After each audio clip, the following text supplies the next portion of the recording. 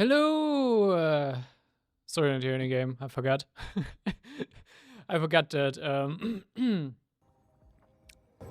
recently my total audio setup got killed by either Windows killed it or an update killed it. I don't know. And I haven't set the audio channels properly for years. Let me fix it real good. Properly. That should be fine.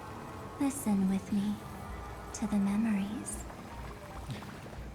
But hello, welcome back to Honkai Star 2. I'm just gonna call it the Cyrene update, and very likely the Amphorius finale, which we are gonna be jumping. I think we're gonna be jumping right into.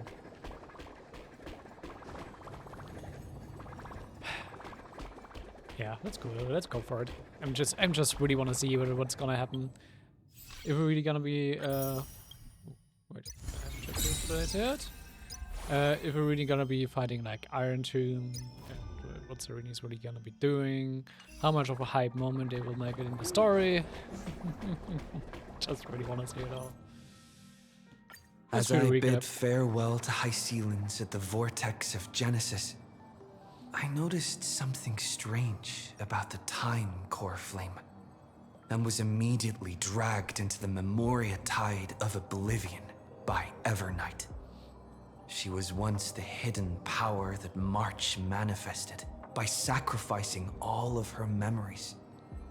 Yet now, she harbors other secret intentions in her heart. Meanwhile, Dan Heng warped back to the Express via a spirit warp jump, only to discover a memo snatcher invasion. Everyone then realized that the Remembrance's forces had already permeated Amphorius and blocked outside intervention. To establish contact with me, Dan Heng was determined to return to Amphorius immediately. But where do you have that up? After waking up in the false trailblaze, I managed to escape with help from Cyrene and Sunday. Unfortunately, Evernight held absolute control, causing me to fall into the Memoria tide once again. However, Black Swan took this opportunity to quietly approach Evernight. Dan Heng returned to Amphorius and beckoned the heroic spirit of Finan with divine blood. The destruction descending from the sky pierced through the memory zone and discovered the most hidden corner of the world. In pursuit of Evernight, Dan Heng arrived at the charred remnants of the Grove of Epiphany. Actually, the recap for this part that's actually quite nice because it was kind of a little convoluted, you could say. In the grove, where memories became disjointed, Dan Heng received help from Dan Feng within his memories and completed his farewell to the past. In their final moments, the Earth demigod Terravox entrusted all their duty and authority to Dan Heng. With this newfound strength, Dan Heng found me within the Memoria tide. We entered the Nameless Titan's great tomb and discovered its secret. Across the 30 million cycles of eternal recurrence, every incarnation of Cyrene had come here, offering herself to the Remembrance. With Black Swan's help, we found Evernight in the depths of the Great Tomb. When all seemed lost, Evernight was captured by March's camera and trapped within the memory maze of Ides Elysiae.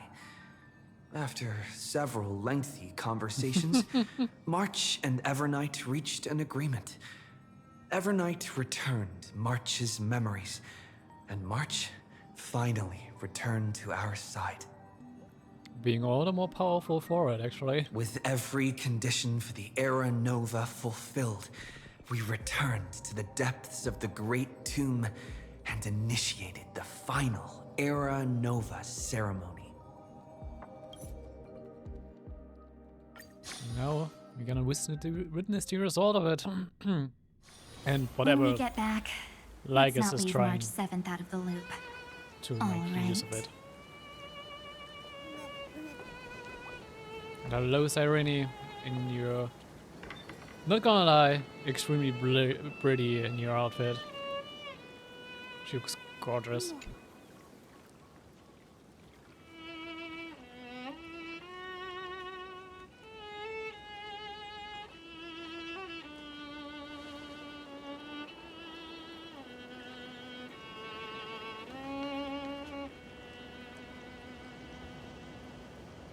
This view hasn't changed at all, has it?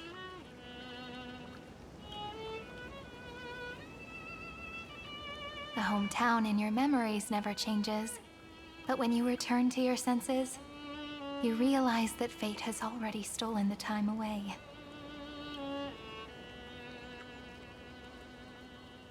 Welcome to the Trail of Genesis, friend.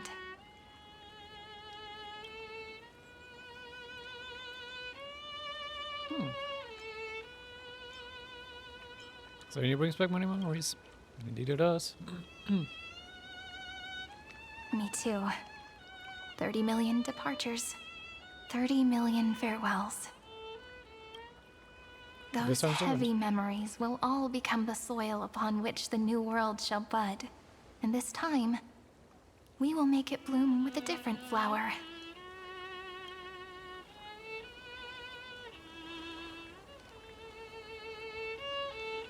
Before you arrived, I kept wondering, beyond the veil of Id Silicii, what kind of Amphorius is being born? I can see fragments of it when I close my eyes. The friends who walked alongside us have all moved on toward their respective destinies. Some turning into pillars of the world, supporting the sky and the ocean. Others sowing reason, laying down the law, and with gentle hands lifting newborns into the light. Death and strife are no longer feared by people, and trickery has become the innocent games of children. Sounds good. All beings living ordinary and peaceful lives within the net woven by romance and passage. There's no black tide, no flame chase, and no destruction. The world on the other side of the sea is one bathed in sunlight.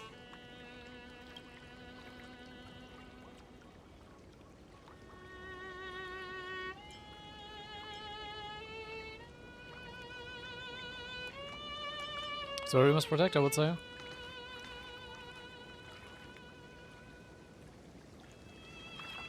Like a happy and carefree childhood, the era Chrysia in this cycle will last for millennia, until it reaches the moment decided by the prophecy. Light calendar 4931, month of freedom, the moment belonging to world-bearing. Are you ready to answer the call of the world, friend? Anytime. Been waiting for it. Then go, and pen the Throne of Worlds' first stroke. For this world, made from countless wishes. You say that, but it's gonna be ages till we reach Light Calendar 4931. I can make use of the crevices of time, but surely you and Dan Heng won't have to wait around for a few thousand years, right? That won't be necessary. We can simply sleep, and the chronocognitive anchor will wake us up. Didn't expect you would both be here. We've both become a part of the New World ages ago. You're the last slowpoke. Our consciousnesses can converse with each other across the heavens and the earth, possibly due to the influence of the Trailblaze. I am now connected with this earth, and I can feel the breath of every mountain range. I see that the tallest among them is named Akama, and the form of the holy city is already taking shape. So he kind of is omniscient about what's happening on Emphorius? Apparently. In other words, your stage is almost set. Do you want to take a leaf out of Kefali's book and make some prophecies before your nap? But we're not the only ones who have changed. The chronocognitive anchor just transmitted a message stating that Iron Tomb has reacted to the Aranova. The moment when our friend bore the weight of 30 million cycles of memories. Was probably also when the scepter devoured 30 million cycles of destruction. So yeah, that's bound to happen. When we're taking over Birdie Burn at final, it's been carried. You know, you don't have to shoulder this world all on your own. After someone boards the Express, the word alone ceases to exist. So, as we reach the end of time, no one will be left to face it alone. Don Hung and I came here to specifically tell you that. Remember, this world is not a burden you bear alone. It's a journey we trailblaze together, alongside all of the Express. I'm not sure, it's kind of weird seeing March in like this, you could say nihility coded outfit and goth coded outfit with her now cheerful attitude having returned. It's kind of a big contrast, really.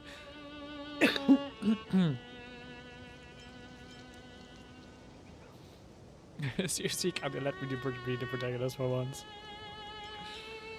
Yeah, no need to remind me. It's time for Don Hung and me to go have a super long nap. Look after this world for us.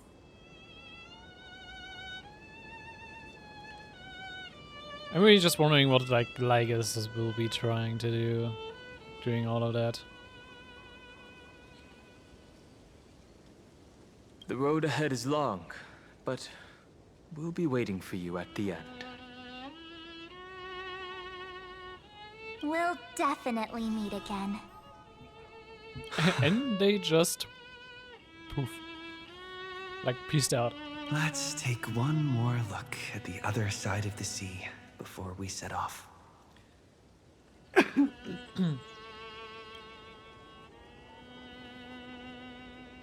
Ides Elysiae is so quiet. Just like how I remember. Here we are once more. It's befitting to run around with Cadus.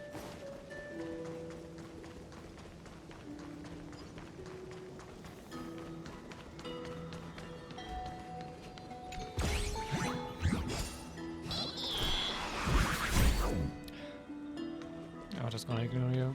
Just wanted to pick it up, but Bottor is gonna ignore me. The scent of the black tide is now completely calm. At last, the starting point of 30 million cycles is finally welcomed. Its first end. And the final end, right? I can't hear his voice. There are no flowers there that bloom for him. Nor is there a star that is his. Finan is the only one who didn't reach the new world.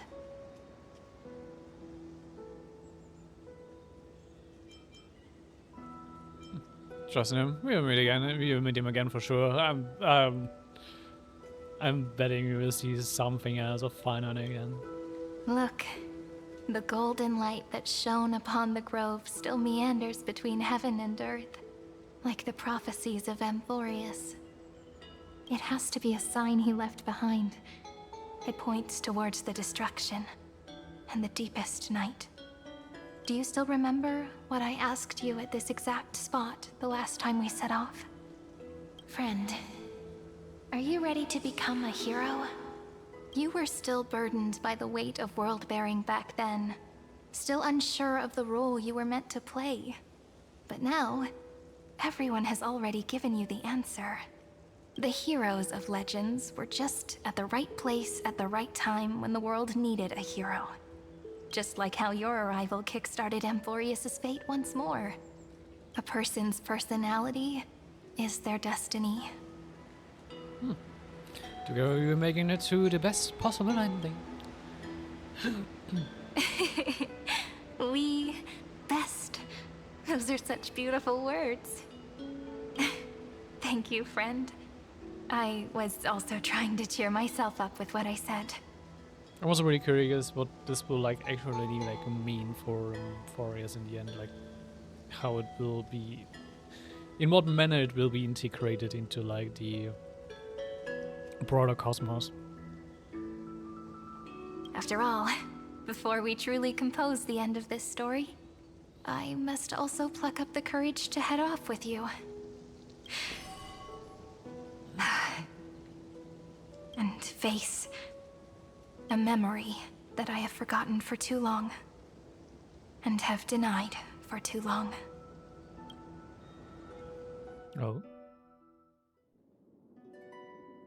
It's so dark. What is this place? The great tomb of the Nameless Titan.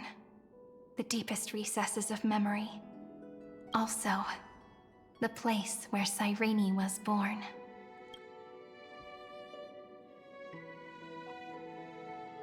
Anybody ideas how to see it? My apologies, friend.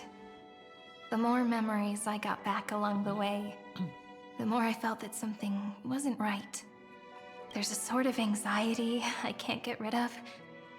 It's like when I was back in ID Silicii, when the reflections in the water always made me wonder, which is the real me? The one reflected in the water, or the one standing on the shore? But I finally get it now. Look, friend. The words on that wall are the answer. 1, 2, 3, 4, 5, 6, 7. Do, re, mi, fa, sol, la, ti. Okay. That rhymeless tune is the lullaby of little fairies. As always, I'll read this book to you. That way it won't just be Cyrene's memories alone. I've always thought that I was the narrator of the Flame Chase journey. But as it turns out, the narrator is also the most devoted audience.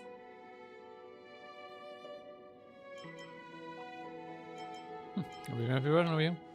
Thank you, friend. Every single Cyrene. That sounds so kind. At the moment of Era Nova, I was enveloped by the texture of memories. Within the glistening crystal, I saw countless Cyrenes, as well as countless versions of me. This is the final puzzle piece of the memories. A prison born of the erudition. A grave annihilated in the destruction. That unknown solitary god. The 13th Titan who should not exist. The first new spore. The Demiurge is right here. I thought it was a fake, but okay. Currently beyond the sky. The interrogation records have been submitted to the Marshal. According to the Ten Lords' decree, Jing Liu and Luocha shall continue to be detained in the Shuling. Oh, Jing and Luocha are being name dropped for like a long time in a while again. Because there is still like a plot thread that has been left hanging for like ages. But you, Merlin's Claw, have been reluctant to end the transmission. Do you wish to reminisce with us? Or is there something else on your mind that you're just desperate to get out? You're quite calm, Jingyuan. The Alliance only authorized the law food to be deployed for this Iron Tomb operation. They say the Seer strategist's wisdom shines like a beacon. So why can't you see things clearly now? Look who's talking. I didn't vote against it, did I? But, with enemies all around us, even a child knows the Marshal needs to keep a few Xianzhou ships in reserve, just in case. Whoever volunteers first is the Marshal's pick. If you have to ask, I'd say this outcome plays right into Jing Yuan's hands. Like it or not, there's no way we're letting the Law Fu take the lead in this battle. Oh my, Merlin's Claw. Are you afraid the Law Fu might steal the Yao Qing's glory? I was just surprised about like this political infighting between like the Xianzhou ships. There's always like this political infighting between them, even though they are like actually kind of friendly with each other. At least I would like expect Fei Xiao and Jing Yuan actually to go along at this point after what all the stuff that happened. But here they are again, political rivalry. This is no laughing matter. Between the Stellaron crisis and the war dance ceremony, though the chaos has settled, rumors and speculation are only growing by the day. With Elder Huaiyan around, those with ulterior motives won't be able to stir up any trouble. But once the Law Fu gets their hands on the golden blood, it'll be a whole different story. With the kind of person Jing Liu is, and her connection to you, I don't need to spell it out. There are countless ways this could be spun into something bigger. Oh, that's what I'm getting at. Are they like expecting like Jing Liu and Luoja to like just be waiting for us to resolve the Emphoria stuff? How would they have seen this coming? You're overthinking it, General Fei Xiao. When I volunteered for this task, I never expected unanimous support from the Alliance anyway. The Law Fu will seize the Golden Blood and redeem itself. That'll be our first win. Then we'll leverage this Golden Blood in the negotiations. Our second win. These 2 wins for the Law Fu will make all 3 of us happy. And that'll be our third win. So a win-win-win situation? That's what you're getting at? If this were a Skyfaring Commission deal, we'd be rolling in money, wouldn't we? Maybe the Divine Foresight should change his name to the Optimistic General instead.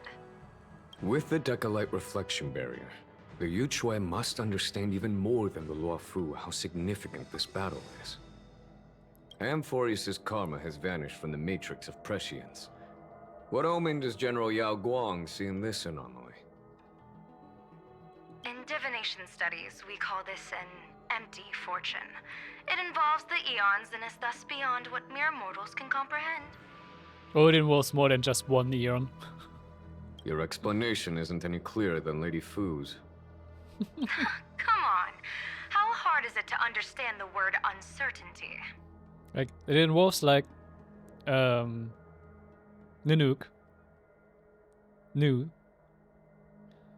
and Foley, and probably also in some way or another Mythos, the Enigmata.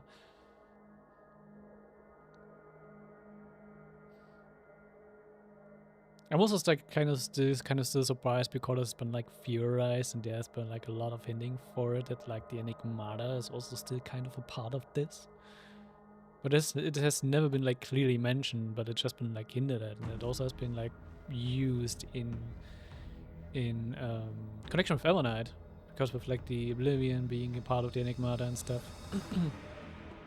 For the Cobalt Head, the emergence of Iron Tomb is a calculated instant, but I don't believe they will just sit around waiting for death. And for the powers of the cosmos, this is their chance at survival, and the key to turning the tide of interstellar affairs. The Astral Express is leading the formation of an allied force, but I can see each faction has its own hidden agenda. They always have. There are even divisions within the Alliance, so it's not that hard to imagine how the other factions will react. Jing Yuan, I crossed paths with Selenova's Legion at the Battle of Sadunirama Star Cluster. be extremely careful. The Ruin Legion's troops and weaponry are nothing to write home about. The IPC, even the denizens of abundance, could take them on. However, while Void Rangers are just expendable pawns of the destruction, the real wild cards are... The Lord Ravagers. Indeed. Nanook's emanators are also their weapons to burn down the paths. I'm afraid conventional military tactics and strategies will be useless against them. My assessment is this. To completely take down a Ravager, we must disregard casualties and spare no cost. My only fear is one wrong move, and the Lawfu will fall into Fintilia's trap again, inching ever closer to destruction. Doubt is exactly the demon she wants to plant in our hearts. Do you still remember the beginning of the Alliance Oath? To save future generations from war and bloody dispute. The Rainbow's arrows have always aimed at any force that threatens the cosmos. Now that the Trailblaze walks alongside us, the Cloud Knights shall keep their oath as they have from the beginning. I just hope those on the front line will remain safe.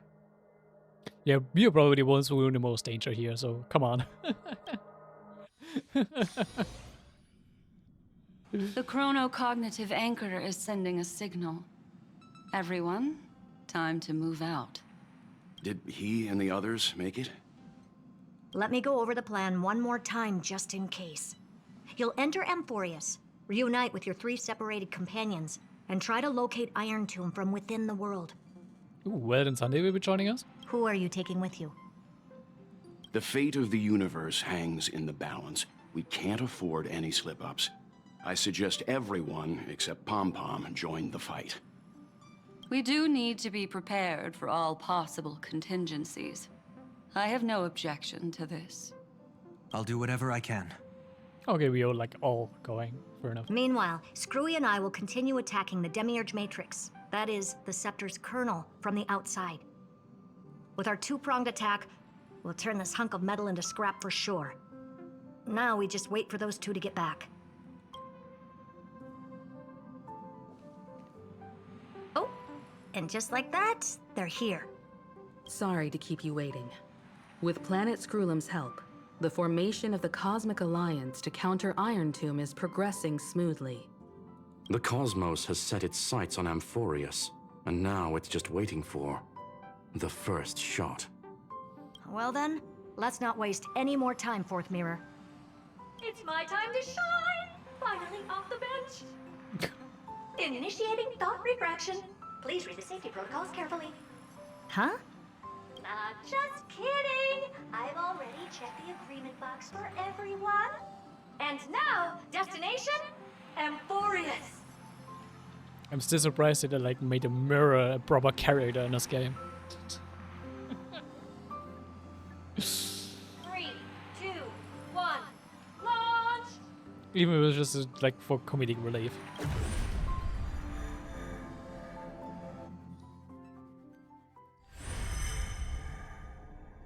The flow of Memoria is so heavy here. Unlike Panagoni's dreamscape, this place has built up a true epic measured in millennia. The vortex of Genesis, where all myths begin and end. And in this new world created by the Nameless, the infinite cycles have been broken. Let's set up the Trailblaze beacon and establish contact with the outside world. I'll leave it to you then. It'd be better for me to not show myself in front of the Garden of Recollection. And, Mr. Sunday, you probably shouldn't show yourself either. Agreed. The Astral Express has landed. If you receive this message, please respond immediately. Over. This is the Xianzhou Alliance. Communications normal. Interastral Peace Corporation, communications normal. No response from the Galaxy Rangers. Not surprising. But I didn't expect the family to also stay silent at such a critical moment. Of course, Orange Re is our point of contact with the IPC. That's a pretty blatant disregard from the family for Penacony's independent director, I'd say. Long time no see, Miss Himeko. It's been quite a while, Madam Jade. The significance of this battle rivals that of the campaign against Zulo. Only through victory can we disperse the shadow of Iron Tomb that looms over countless worlds. The 10 Stonehearts shall spare no effort for such a grand mission for the preservation. Madam Jade led the Intelligentsia Guild in conducting specialized research on Iron Tomb's past activities. Oh. The bad news is, the collapse of the erudition won't just affect inorganic beings. You mean Iron Tomb can infect organic life too? Well, the good news is, so far, its effects on organic life are under control. The infection progresses slowly, and the resulting neuropathy is non-fatal.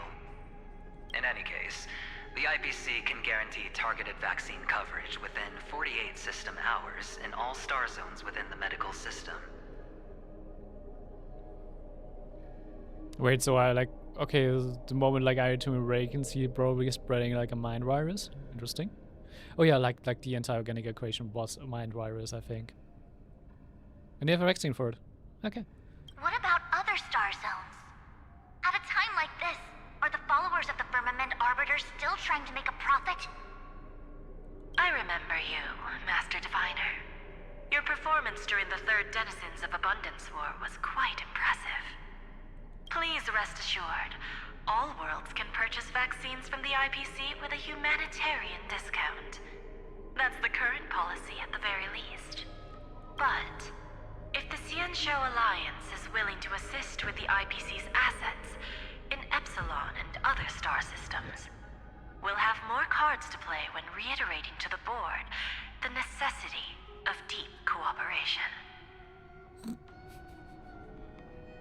Wow, even bargaining now with other alliances, other factions, Jesus. It makes sense, since Interracial Peace Entertainment's headquarters is in Epsilon.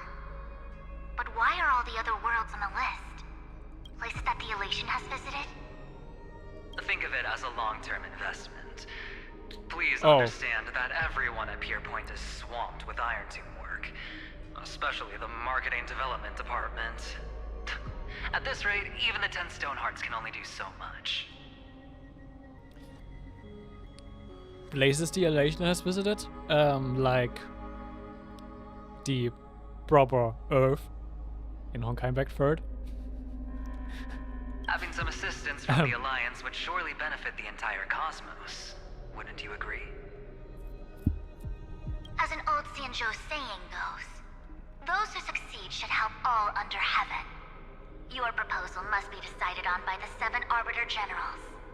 I'm just here to relay the message. In times of crisis, the Luofu will not hesitate to help those in need. However, the prerequisite is that the IPC must unconditionally assist the Alliance with emergency rescue operations in the disaster area.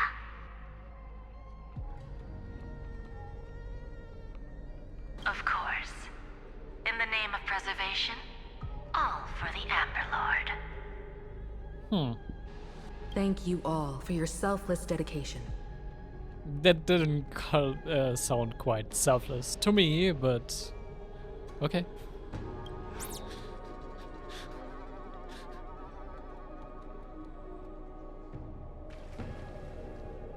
It's clear that each party still has qualms about everything.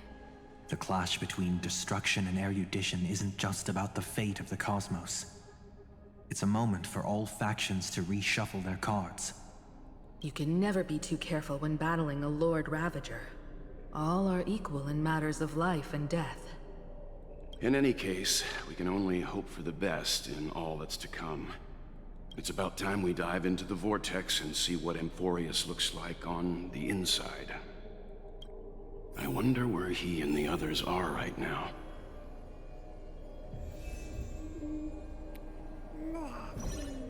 Try to contact allies. Okay.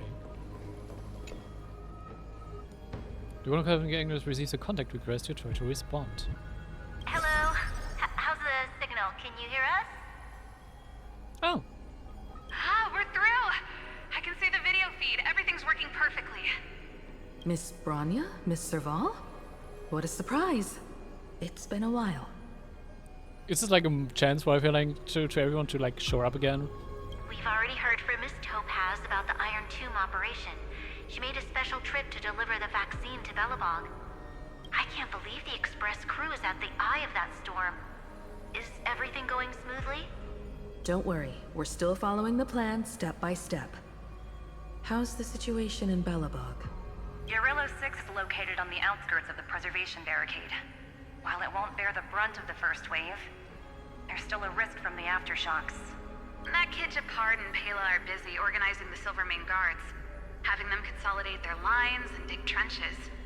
Zila and Lynx just got back from the Geomarrow vein production chain. Hey, do you want to say something to them? That would be unnecessary. It'll only shake their morale. Just tell them to stay safe. Miss Bronya, I'm afraid this disaster will be far more terrible than you can imagine.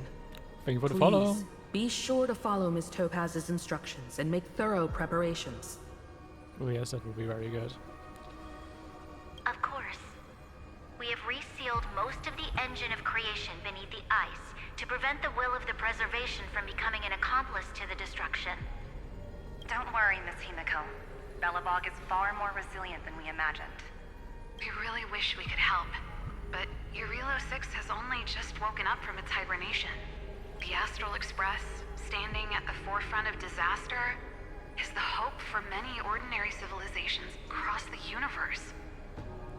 I wouldn't be surprised if there's like a lot of like civilizations who don't even have like a proper clue about what's going on and just like, huh, what the fuck? What are you talking about? A cosmic disaster? What? In the face of a massive catastrophe like this one, relatively smaller civilizations have never had many options. But that's exactly why we have a resolve that's second to none. If anything goes wrong... Miss Topaz, I hope you can help out and rescue the affected citizens. No problem. Also, didn't the Xianzhou sign a friendship agreement with Urillo 6 earlier? They won't stand by idly either. True, they did that. I also kind of find it interesting how like they are actually like finally probably showing the scale of like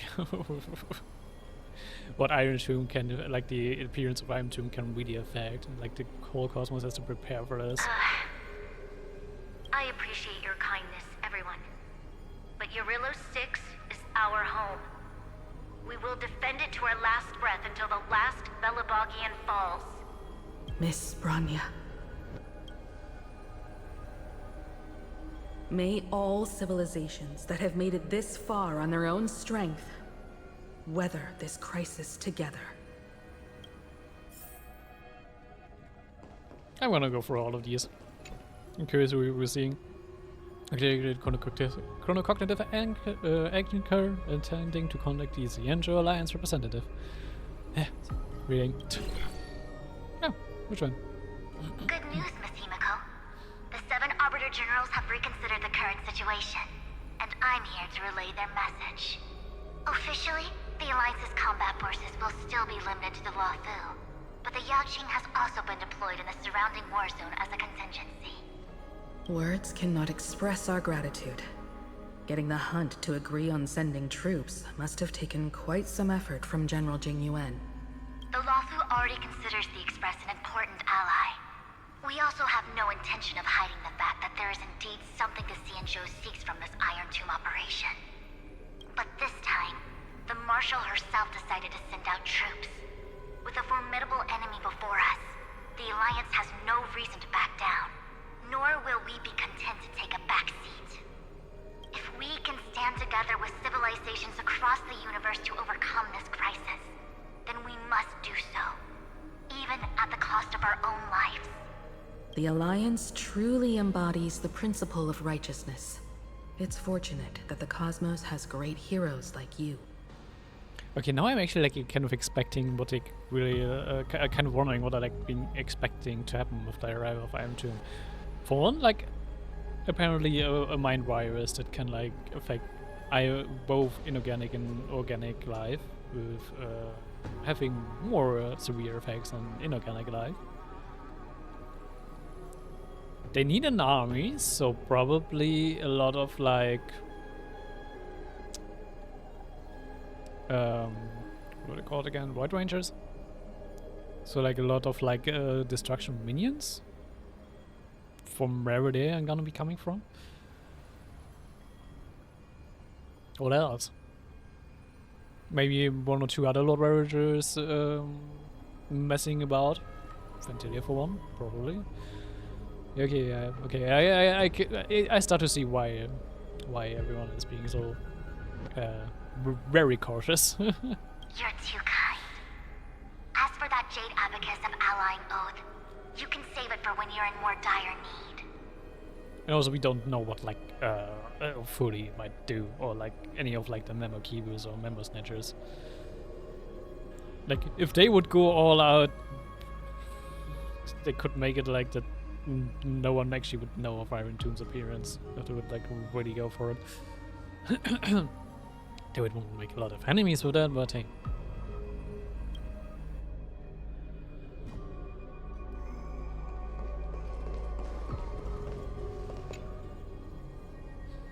Activate the chronocognitive anchor, attempting to contact the IPC representative. I regret to inform you, Miss Himiko, that even the Strategic Investment Department is constrained when it comes to the Iron Tomb issue. And it would be difficult to meet the expectations of the Astral Express. However, Madam Jade instructed us to look after our nameless friends as much as possible. So let me offer you all a small suggestion, just from my personal perspective. Other departments at the IBC might also take this opportunity to extend an olive branch to you. When that time comes, I hope the Astral Express will remember that the 10 Stonehearts were willing to stand with the Trailblaze, even though we were in a difficult position. And more importantly, we were the only ones willing to do so. Okay, you're making your point quite clear. Sounds like a threat, doesn't it?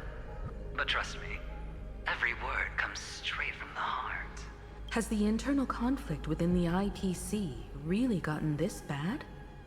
Apparently. Everyone knows about the bad blood between Diamond and Oswaldo. At least until now, they've had an uneasy truce. Until the Lord Ravager Archforger caught the board's attention. I'll leave it at that, as it's confidential information. Hope you can understand. Oh, so another Lord Ravager is already moving, as it looks like. I understand. Our immediate priority is to address the Iron Tomb crisis. Let's hope for success from the start. This might help ease everyone's pressing concerns.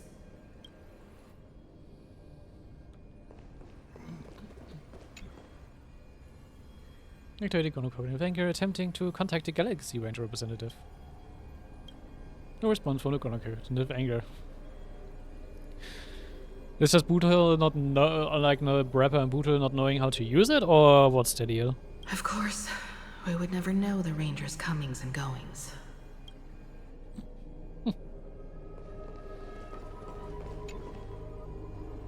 Activating chronocognitive anchor, attempting to contact the family representatives. Miss Himiko, is that you? Is it Robin? Yes. And you are Miss Robin. Yes. I apologize for not being able to respond during the meeting earlier. And even now I can only appear in disguise. On behalf of the Penaconian family branch, I extend my sincerest apologies to everyone. We tried to request aid from the family. We essentially received no response. I've heard about the internal conflicts within the family. Miss Robin, there's no need to apologize. Every bit of strength is precious at this moment.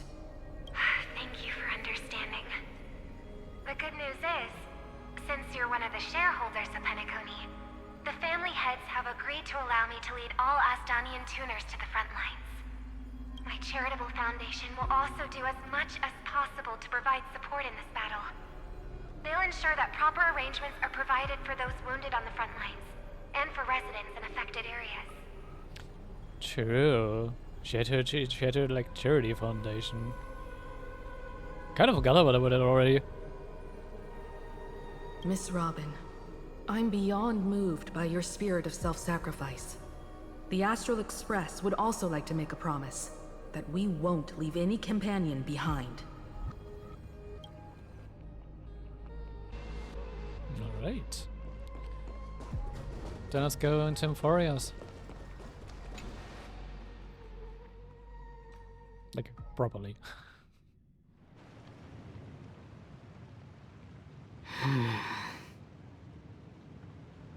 It's eerily silent. Why is there no one here? Everything in Akama seems normal. The new world was enjoying peaceful times not long ago. It seems it was even more recent than not long ago, Miss Himiko. The fruit on the table is freshly cut, and the bath temperature is just right. The remembrance tells me this place was bustling with people just moments ago. It's as if everyone vanished in an instant. Weird. Could this be Xandar's doing? Unlikely. He's still under the surveillance of those two geniuses. Could it be some kind of local custom? No. A custom that makes an entire city fall silent in an instant. Pardon my frankness, Mr. Yang, but this reminds me of some unsettling rumors about the Harmony. Complete silence is often the prelude to divine intervention. Everyone, be careful. Come on, Marge. Here they come. Here they come. The nameless of the Astral Express. Evernight? How is this possible? She was already... She's just messing with you. We are the chroniclers of time, and we do not fade away. Finally, the last era Nova has been completed. What did you do to the residents of the Holy City and the three Nameless? I didn't need to do anything. The remembrance will ultimately become the substance of the new world. Now, they are no longer the trailblazers you once knew, but gods who permeate heaven and earth. The 12 titans who guard Amphorius. Stop fooling around, March. Come on out. What? I practiced so long for this. Getting seen through right away is just so embarrassing. You've obviously been learning from the theatrical culture in Amphorius. But if possible, I'd prefer our reunion to be a bit more casual and laid back. As expected, I can't hide anything from Himeko and Mr. Yang.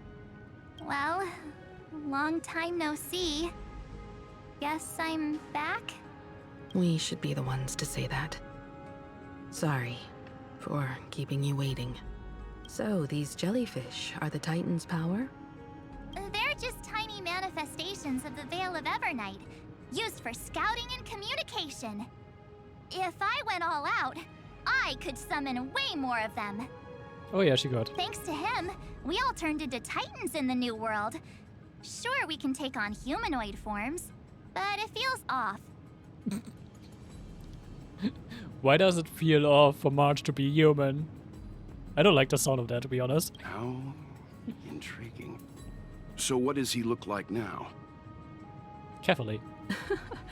It can't be a raccoon with a baseball bat, I suppose. Oh, wow, they're really going into like the fan jokes here. Please don't add weird stuff to Amphorius' lore. Just go see it with your own eyes. Follow the prophecy's guidance and come to Dawncloud. He looks way more majestic now than he used to.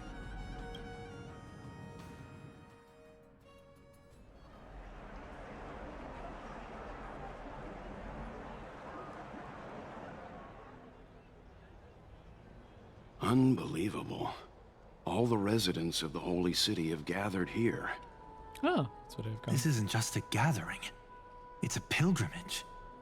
The people's expressions are resolute, devout, as if waiting for a miracle to descend. That colossal deity is him. He has become the pillar of the world. Surprisingly authentic. Being this serious is quite unlike his usual style. I guess that's true though. Those people didn't disappear. Instead, they've answered the call of the prophecy and come to witness his awakening. Our good buddy now bears the weight of the entire world, and every breath they take is intertwined with Amphorius's destiny. Funny is how like Umar just playing tour guide for them. Awakening? Has he fallen into slumber? Yeah. After all, with such a huge time dilation between inside and outside the scepter, this was the only way we could wait for everyone. Time watches over yesterday. Earth guards today. And when the Trailblaze steps into Amphorius once more, the slumbering deliverer shall awaken. And then, bring the prophecy of tomorrow to this world. Come on, everyone. Let's get closer to him. Watch how the world-bearing prophecy changes this world. Should we get into the whole Forest story? Well, it seems the kids are already miles ahead of us at this stop. Sure are. Thank you for the follow, Jack. All the more reason we can't afford to slow down our pace. Let's go witness this moment for ourselves. Majestic. Speaking of which, I once caught a glimpse in Sleepyhead's memory of him transformed into a towering Tatalov. Could it be? Huh? No way! That was just a nice dreamscape. At least nice for him. Okay. They are the throne of worlds who bears the weight of this world. Perhaps they could guide a traveler still wandering among the stars. Hey, since when did you get all pious? This advice sounds pretty silly sometimes, you know. The so-called fool and the world are merely a step apart. You don't want to cut off like that dialogue accidentally, that's why I'm going so slow. Praise be to Electra, chalice of plenty, for you brew the ocean into sweet wine, dispel... Citizens, behold! Our last Titan, the world-bearing deliverer, is about to awaken! Oh, ancient god, your loyal subjects, bewildered followers, and fearless comrades in arms have all knelt before your throne.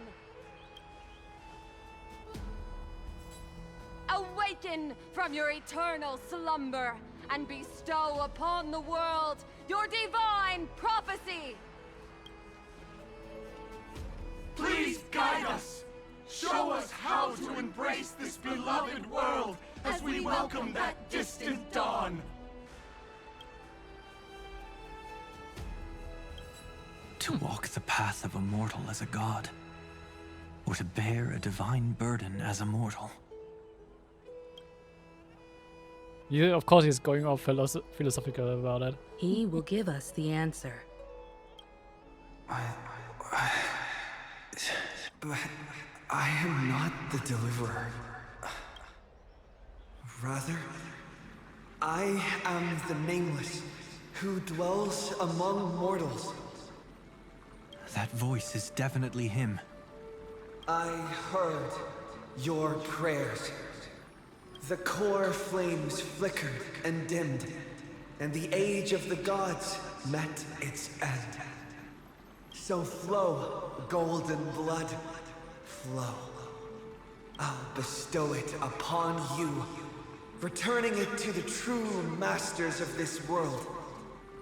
Stand with me and become heroes.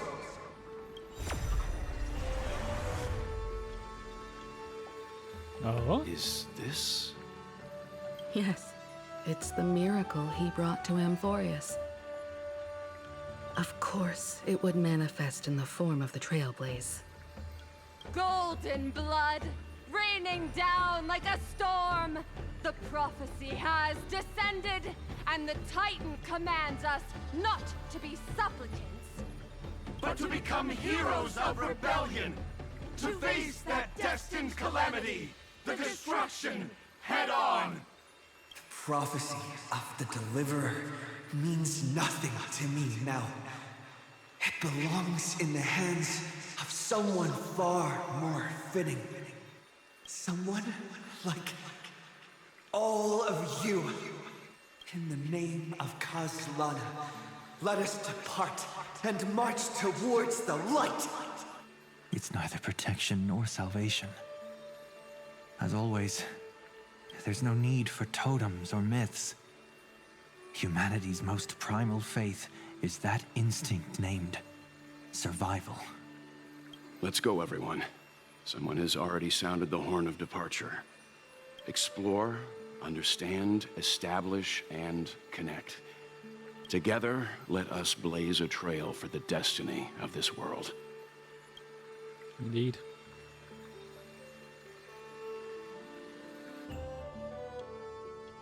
Oh, we're getting hurt up here, we know.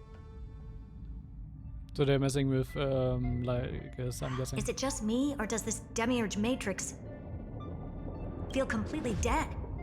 It's nothing like how the Memo Keeper described it. It looks quite a bit destroyed. The environmental readings are all wrong. Conclusion: this must be what the kernel actually looks like in the real world. What did Xandar do to the scepter? At the end of light, there must be silence. Certain, pure, and absolute darkness. Not the time to quote the Lord of Silence. Bad omen. Either way, we have to press on. Until we uncover the truth behind the 13th Titan. The buried past is the key to stopping Iron Tomb. That is, if it even exists. Xandar says the Demiurge never existed. Who actually buys that? You can erase the records, but not the truth. It vanished too cleanly. No traces. Like someone's yelling, look, there's nothing here. Well, like someone is saying us, look, you should definitely look here. Too bad I'm the type who can't resist digging deeper. Looks like I'll be counting on you again, Screwy. Let's tear the system inside out. Always happy to help. But as your academic partner, I have to ask, Herta, what if we fail? Is the word failing even a part of Herta's dictionary? I wonder. Let's say the Demiurge really doesn't exist. Do you have a backup plan? A backup plan? Of course. If we can't find the key, we turn the lock into the key. That plan's cost is incalculable. It shouldn't even be on the table. Then let's hope we never have to use it. There's no point worrying about the end just yet. One step at a time. Let's go. We don't want to leave the others waiting. You brought what I asked for, right? A butterfly has to land on the branch before it can dance. We'll need a wide open platform before her entrance. Okay. We're getting a dungeon first.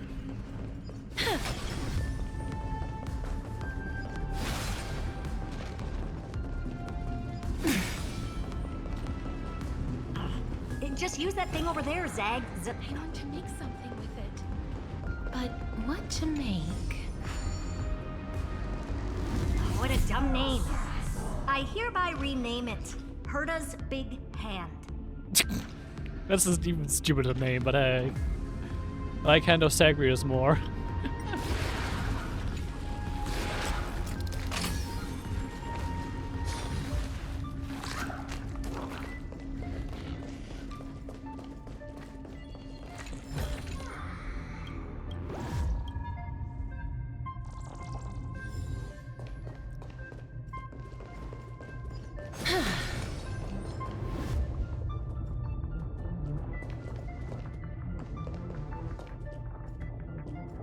Oh wait, I'm actually supposed to break something. Okay.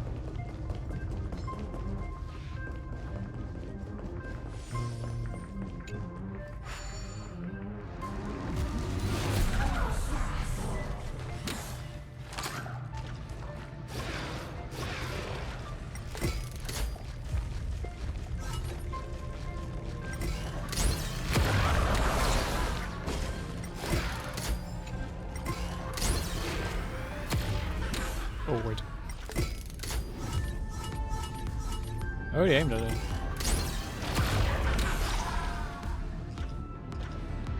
Can I just punch this? Curtis' big hand is what I call power. Still not done? Finally. All set. Time for your precious treasure to make its debut. Of course. Just The hell is give me a that? second. Target initialized. With these wings, hacking should be much more efficient. Get a little airship for this? The fuck? Oh, a classic nuclear heat engine. Classy choice. Just a personal preference. Her name's Mistletoe. Every flower in your garden's got a bit of poison, huh? Okay. Also a personal preference. It reminds me of the last time when we tangled with that Punklordian brat. What did she call this kind of infiltration tool again? Right. Dirty data shell. It wraps around the kernel to fool even top-tier firewalls. Wait, is she talking about, Silverwolf? But yours is way too clean. Not even a hint of real-world grit. Herta, your tone is unusually emotional. Suggestion. Let's get back to the topic at hand. I thought we were done with that conversation. Ooh, thanks for the raid. Thank you very much.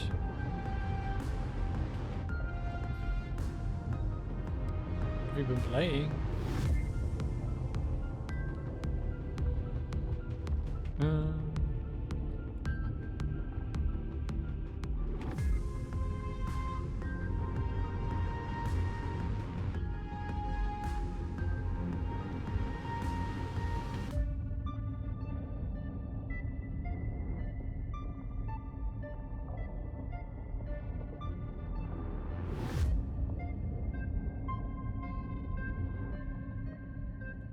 Ah, okay. So like, bad internet, so you couldn't really probably play, I guess. Sad to you. Unfortunately, current conditions won't let me ignore any variables, especially the most important one, your will. Iron Tomb never stops. It is evolving faster than any of our worst projections. Every instant in the Eon's calculation is like a sword hanging over the cosmos. Every move humanity makes could speed up its arrival. Which is exactly why we can't mess this up. And now, Droidhead wants to hand down judgment to the poor cosmos again. Border Star Trade War, Emperor's War, Rupert's death. Every time their instant arrived, it meant another bloodbath for humanity. But in this ultimate battle of erudition, you and I are supposed to be players, not pawns. If you choose to burn yourself out as a resource, then everything we've worked for means nothing. Herta, the cosmos won't just stand by and let a genius throw their life away. Are they suggesting that Herta is doing a big gamble here? And neither will I.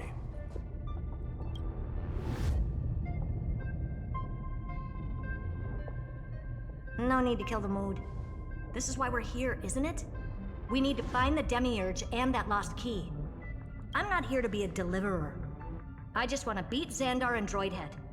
Right now, I just need to know. Are you with me? Of course. Time to board. After you. Let's tidy this place up and see what this Demiurge really is. They're really like putting more and more stakes on this. Let's hope this Matrix is can better organized than the Emperor's junkyard of a birthplace. Hey, should you fly this or is this like autopiloted?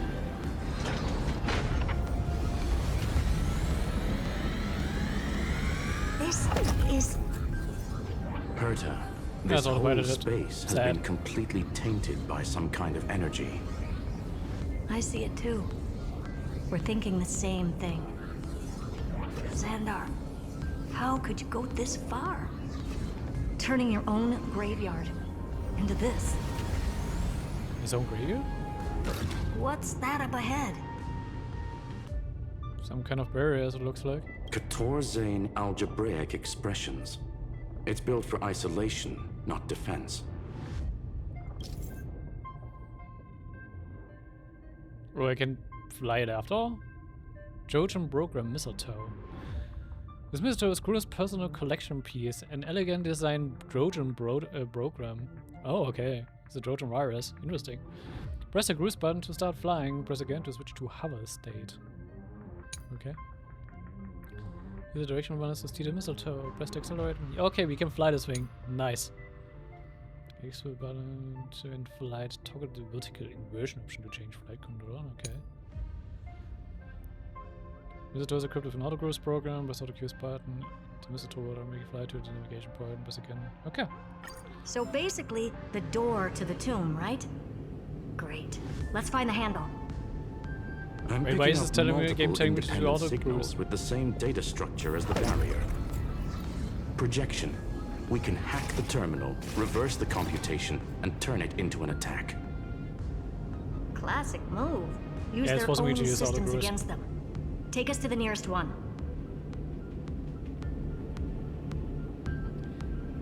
You're telling me how the controls for this thing work, and you're still telling me to use autocruise anyway. Thanks, game.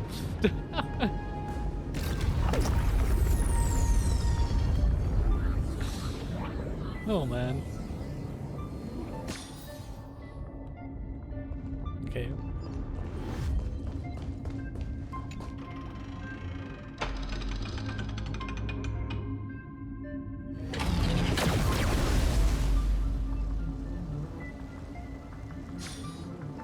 Almost no Looks pretty, but is response. it doing anything? Just as I feared.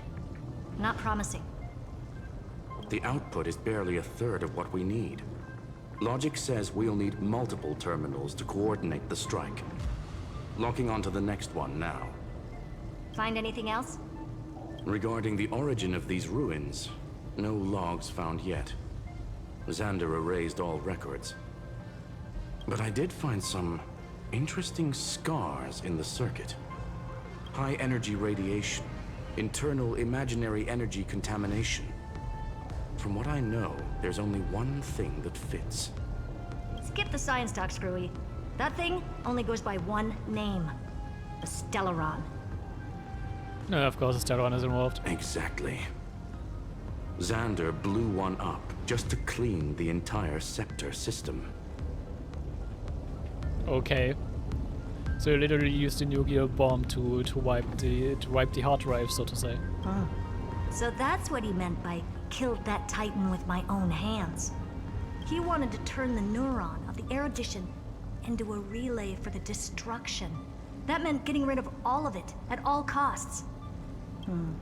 The life form known as the Demiurge was the original target of the Scepter's extrapolation. It makes sense. Evernight calling it the first new spore confirms this viewpoint. The prime mover of life. That's what Scepter Delta ME-13 was originally tasked with. Even after it got scrapped, the query kept running. Yet the true value lies in the process of solving it, not the answer itself. Then, does this mean finding the Demiurge is hopeless? I mean, no, because you've seen it with Cyrene? No, I'd say exactly the opposite. It means Xandar had no control. He couldn't contain the Demiurge just like he couldn't handle Droidhead. So he tried to erase every trace. But he failed. It still left a mark. By the way, if there's another Stellaron in Amphorius, why hasn't that little one reacted to it at all? You Fair said point. the Demiurge left a trace, right? Yeah, but not in the real world. Remember the Great Tomb? So during flight you can open the map to check your waypoint. Okay. Of the Nameless Titan?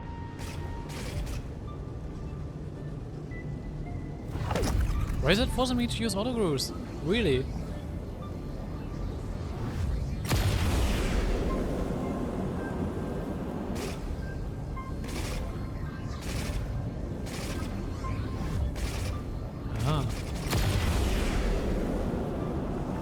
hand is a bit weird. Not gonna lie.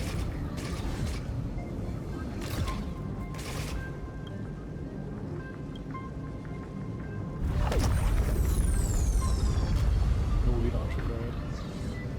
Okay.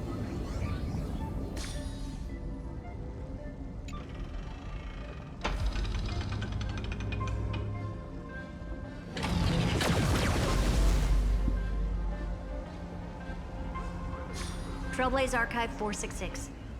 The data from Philiet 093 clearly indicates that the Demiurge did in fact enter Amphorius's extrapolation.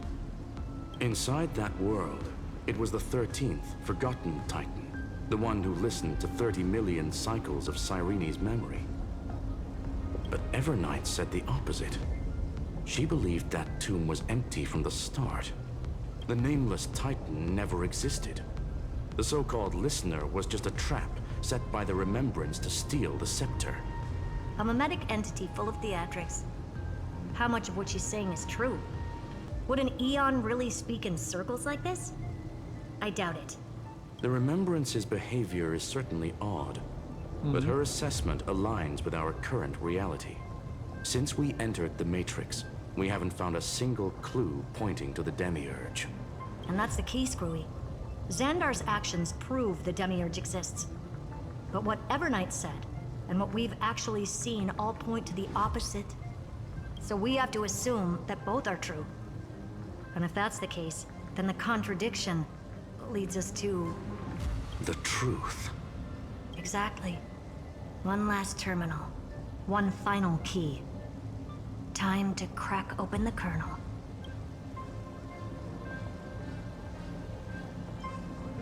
Possibly, because I Xandar think there was had to something on this lie platform. to the original Finan and Cyrene. Logic.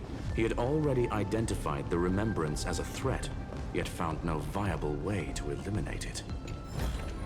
All right, let's finish this.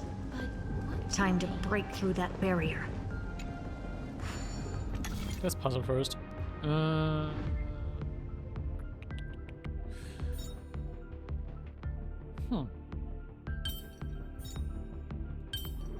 this will probably have to go in the middle.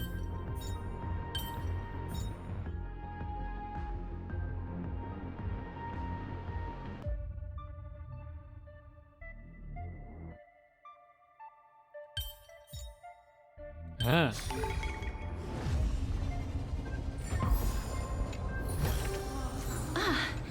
Make sure you keep it safe.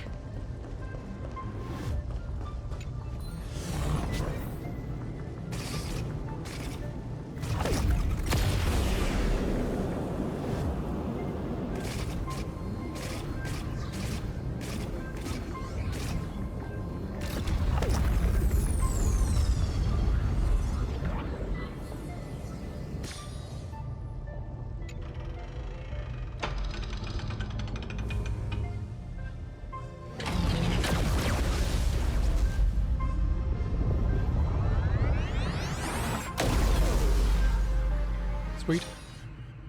Operation authorized. Path energy readings. The erudition, declining.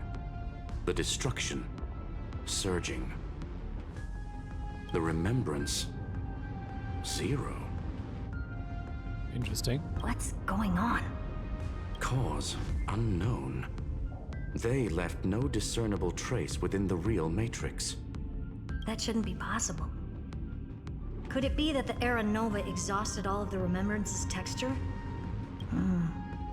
Log it for now. The dots still aren't connecting.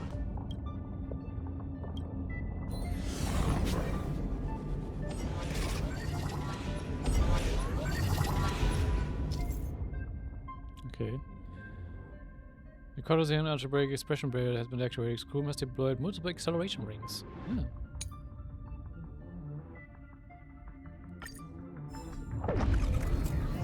Controls to stay with doing them anyway, then just follow goes through it.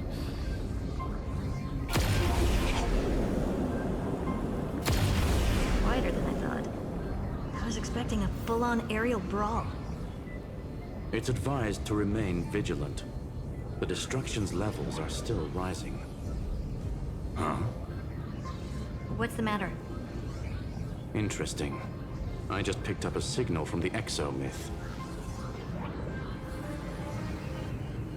Okay. Oh, black tide corruption.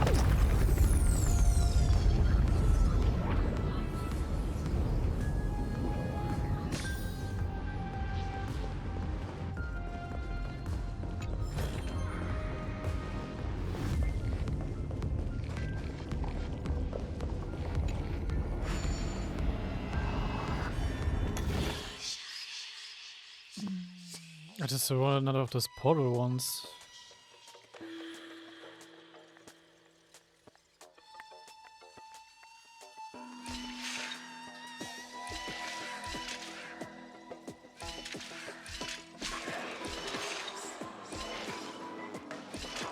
Okay, it's a simple one though.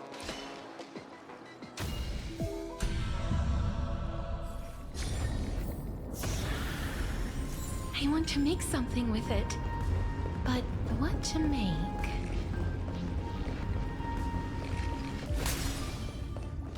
This is like a black tide barrier. This repulsive force is unlike anything I've felt before. Is this the place? Correct. Judging by its defensive properties, this is the entrance to the Exo myth. I didn't expect that. Who builds a lab in the middle of digital rubble? Then again, never doubt a dead man's resolve. So how's our dearly departed doing? He severed part of his neural pathways to break free from Lord Anaxagoras' control. But that also triggered the failsafe I set. Conclusion: Xander has lost all combat functionality and is no longer capable of action. Huh. So now he's a specter, literally. Screwy, can you open a path? Just to be sure, I want to see this for myself. Might as well drop in and say hi to the real him. Logic. Scanning his inspiration circuit might help us track down the Demiurge. Exactly. His brain is the crime scene. There's no way it's spotless. But it could be a trap. That's why you're here. 2-on-1. We've never lost a matchup. I'm honored. The chronocognitive anchor is in place. Proceed when ready. They actually make for a quite good pair, not gonna lie.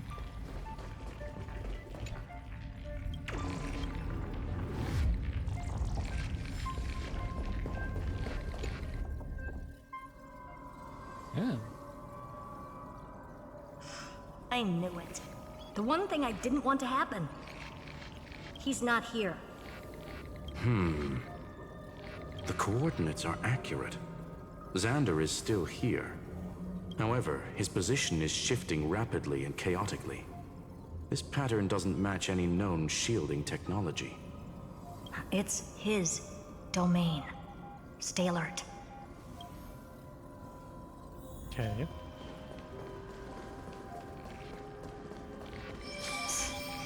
Cheap trick. The spatial field here is up. We're back. Reverse engineering complete. The results are not what I expected. Logs show Lycurgus revoked administrator access. The chronocognitive anchor can't get a fix because at the system level, Lygus no longer exists. Our navigation target is a null set. Huh. So he's stopped resisting? Before vanishing, it seems he left one last message for us. To those who follow, all is proven.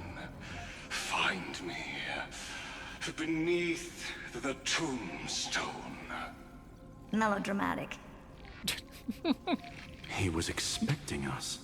Such a bad And response. once he learned of the Great Tomb's existence, he initiated his own search for the Demiurge. Guess he wants a final showdown. Fine. Let the old Intellitron dig his own grave. Just like he wants.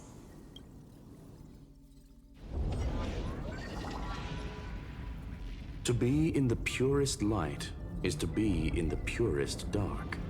Nothing exists there. The Scepter's main frame. Or maybe we should now call it the Lord Ravager's placenta. Unfortunately, we still haven't found anything. Really? I don't think so. Not finding anything is our biggest find. Please elaborate.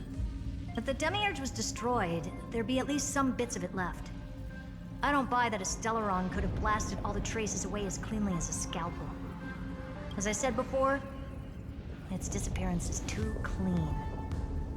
If the garden hadn't stirred the pot, no one would even know about the Demiurge's existence.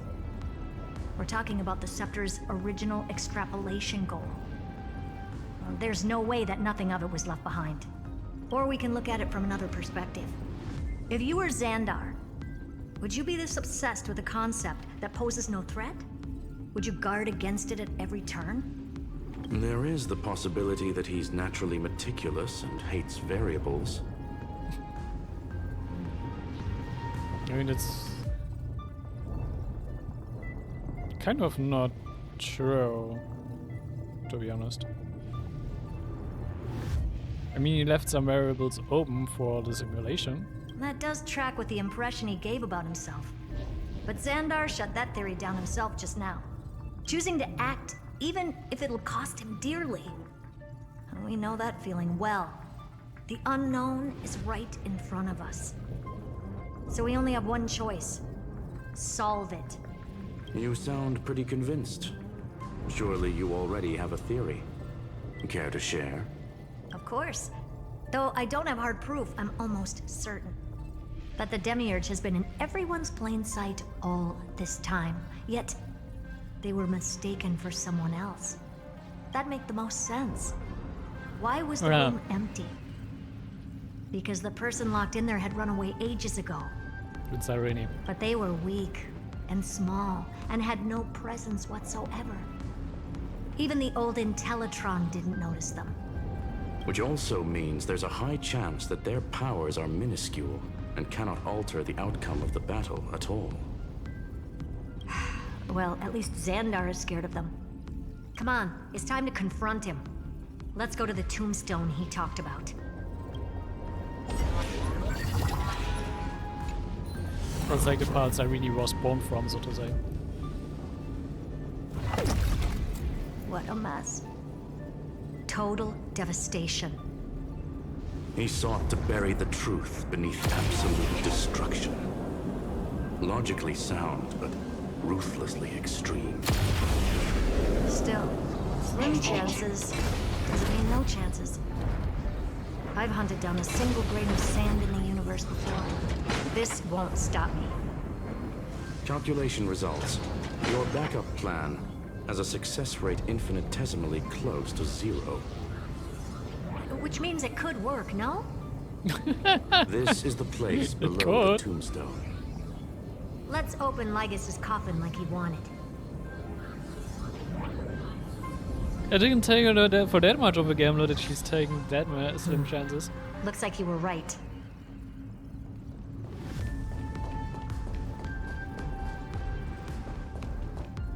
Is this his head?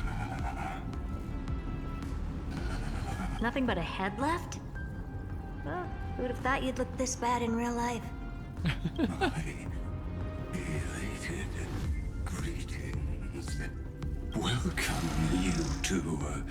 I'm very happy that you responded to my final words. All this tombstone and final words. Did you end yourself to atone for your guilt or something? Iron Tomb is already powerful enough. I just need to wait. I remain here only to share the joy of discovery, and also to congratulate you two on reaching the same conclusion as me. The conclusion regarding the truth of Amphorius's heart. End this charade already. That Amphorius's heart you're talking about is just a missing Demiurge. And its corresponding vessel was this very scepter. You interfered with the experiment and made Amphorius's body into a hollow shell, all to incubate Iron Tomb within. That's why you either killed or kicked out all of the Memo Snatchers. You wanted to eliminate any chance of a consciousness coming into being, no matter the cost. Killing and kicking out the Memo Snatchers was actually Everknight's doing. Even the strongest wall can fall to a single crack. The memory of betrayal has been etched into my heart, and I will never show mercy. Now, the perfect vessel has already fused with Amphorius's body. Unfortunately for you, the answer is all but revealed regarding who the Demiurge is. Then let us share the joy of discovering the truth.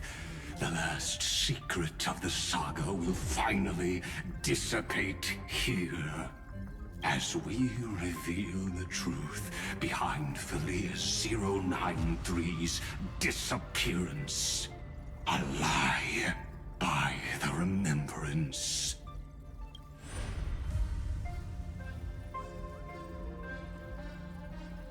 But where should I start with the story about me? From the beginning of the universe? Just kidding. That would be too much. I just want to tell a teeny story. So little that it started with a seed. I know you're listening, my good friend.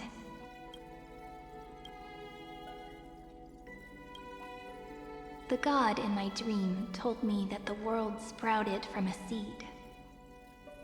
It grew into a great tree named Amphorius, and time became its branches and leaves, basking in the light. Similar to the imaginary tree stuff. What a coincidence. Dappled light coming through the leaves is my first memory as well.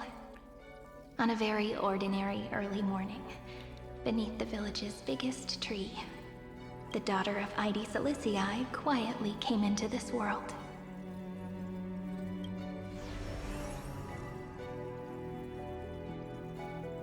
What a moving opening. A loud cry was the first gift the child gave to the world. The prophecies fulfilled, the villagers say. This child is a gift from the Titans. Pink hair and sharp ears, she was born to be the priest of time. The Titans also gave their blessings. You shall fade when the flowers bloom, for every ending begets a beginning. Flowers will bloom and wilt. What a beautiful ending. This page concluded in laughter. Cry loud, child. Let your voice reach Orynyx. Safe, okay. Undefined record 6 archived. Anyway, I don't like tears. Time quietly flowed by in the midst of laughter. The wind from my hometown caressed the ears of wheat, and there were swings, wind chimes, the sea, and the little fairies off-tune a cappella songs.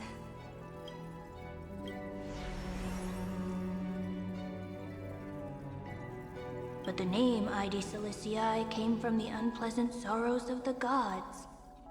My childhood friend did not understand. Yet you always seemed so happy, as if nothing ever worried you. Why was I like that then? That's because the world was gentle to me. So, I grew up to be gentle as well. Undefined records 28 archived. So this is like the individual records from each cycle Irene passed on. But fate was fickle, and it urged the child to grow up. To grow bigger and bigger, and to go to places far away. Just like how the crumbling world could not preserve an eternal hometown. Just as the ballad blown on the breeze says, Losses are a constant on the flame chase journey. Oh, whose ears are pricked up now? You've definitely heard me say this sentence a lot of times. You know that the story starts to deviate from here. Aren't you looking forward to it? Then let's get started. The hero's journey crosses through the long night, through tears and laughter, and once again heads towards tomorrow. Alfred Record 496 archived. Passing object information 193. Yeah, 093. Correction. Philia 093's record number 496. Archived. Oh.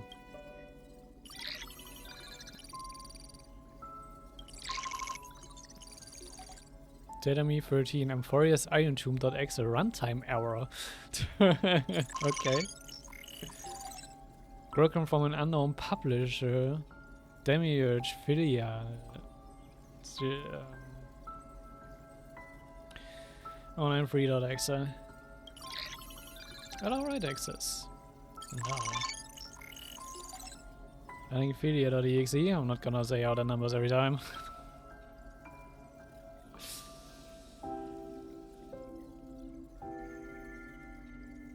Hi, miss me yet? I'm just messing with you. This is the first time I have met you. And it looks like it'll also be the last. Philia 093. Since we don't have all day, let's get started, shall we? As always, I'll read this book to you. That way it won't just be Cyrene's memories alone. Where should I start this time? Let me see. Formatting complete. 093. Size. Grayscale. Proportions. Threshold. Outputting analysis result. Philia 093 equals Peach. Why Peach?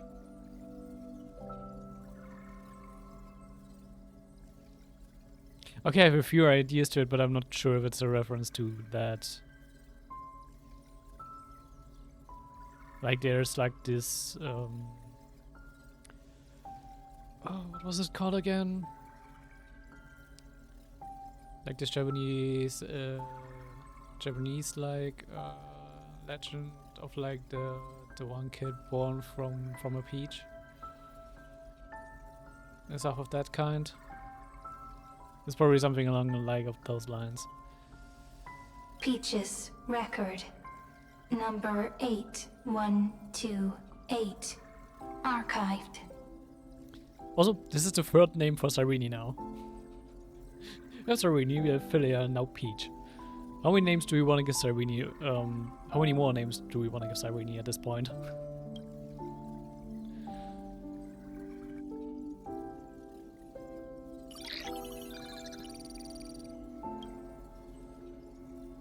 Okay, another Iron Tomb runtime error. An analytic exception occurred. Object name every page of record.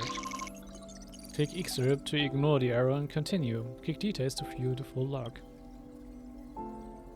Details. Running Philia.exe.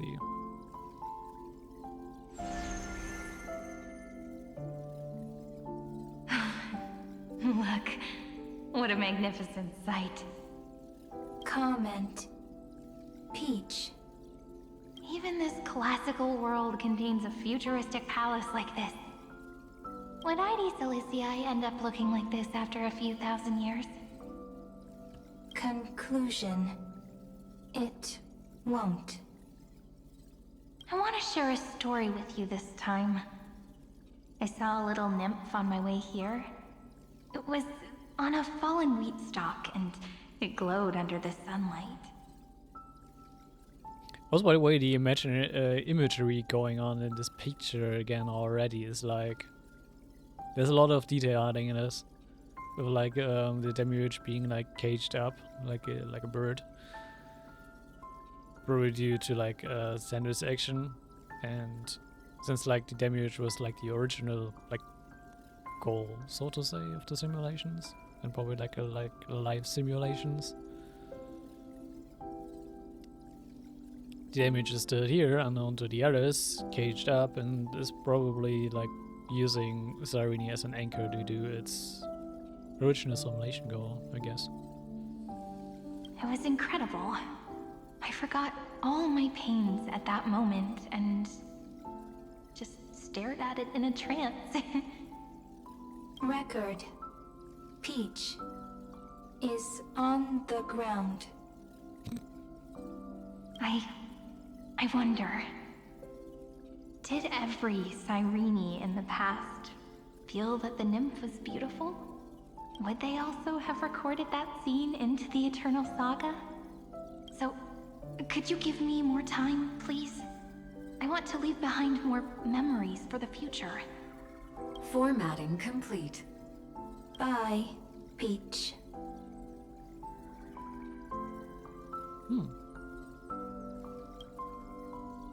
Okay, right, the Scepter was formatting, the Demiurge saved all the stuff. Peach's record number. As long as I record every page of this story and tell it to you, Amphorius won't be forgotten. Query. Record. And why did the voice change? Electrical signal sequence. Bolamos 600. Track. Strife.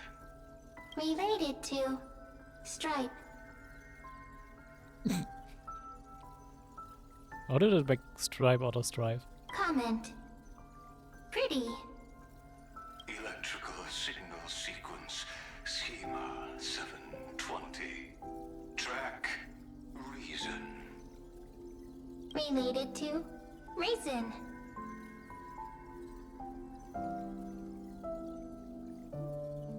Where are these correlations coming from? Comment. Yummy. I adopted Anaxagoras as yummy, but okay. Electrical signal sequence. Related to love.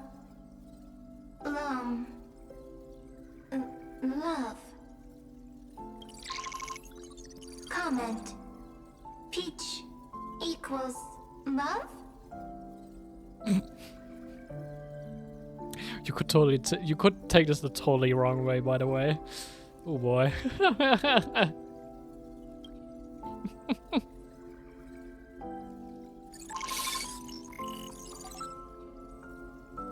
And I'm kind of getting or like understanding what's like what they are like implying that's happening on like a technical level or like a programmatical level.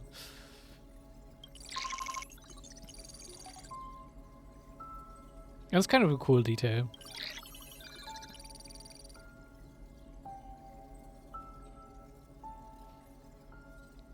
It's like the Demiurge using errors in like the Iron Tomb EXE to like inject its own code, so to say, and like run its own processes, and in turn not doing anything like probably in ways of like just recording whatever it can record at the time whenever like the Iron Tomb EXE presents an opportunity to. You're going for the full look again?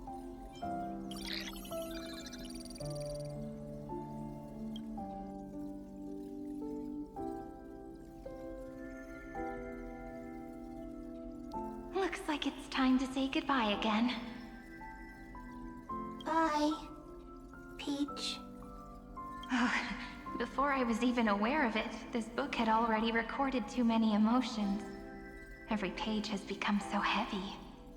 Conclusion. Books are meant to be light, not heavy. It's also trying to start trying to mimic Sarini's voice more and more. Actually, it's like starting to sound more like Mem. I've started to feel uneasy whenever I take it into my hands. Peach, uneasy? Formatting progress 94.423%. How many times has it been? It faithfully fulfills its duty, activating and formatting. Conclusion. Progress. Bad.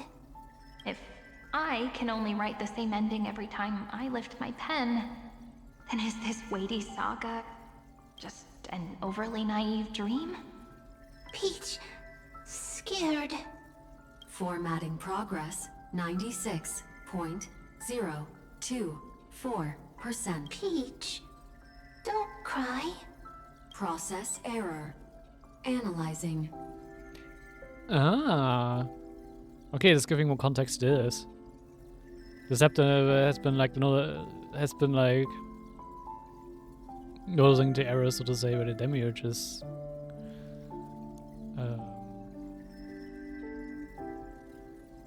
injecting stuff. Process error. Analyzing. But the Demiurge has been doing this so subtly that like Sander and the Scepter haven't like noticed it properly. Comment. I'm here.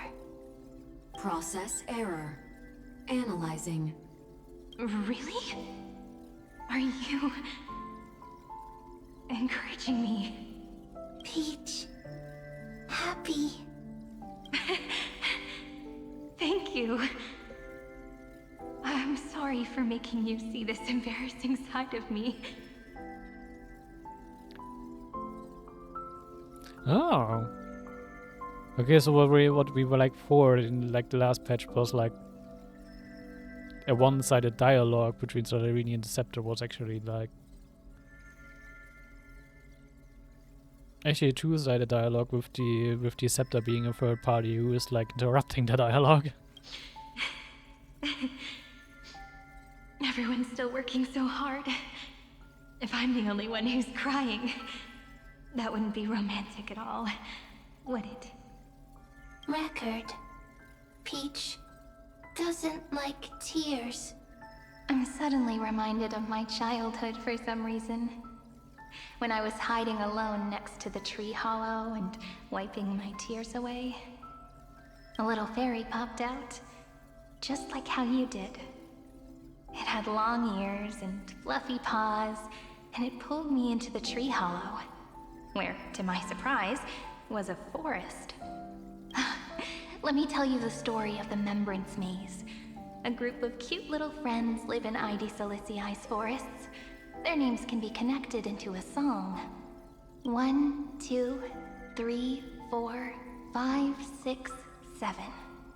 Do, re, mi, fa, sol, la, ti.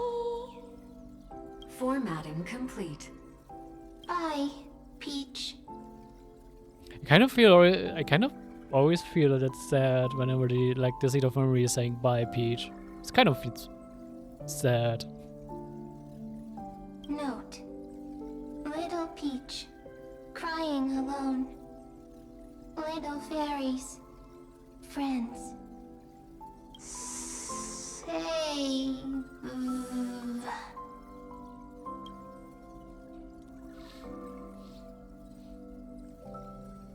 Little fairies. Good friends. Bye-bye. Oh.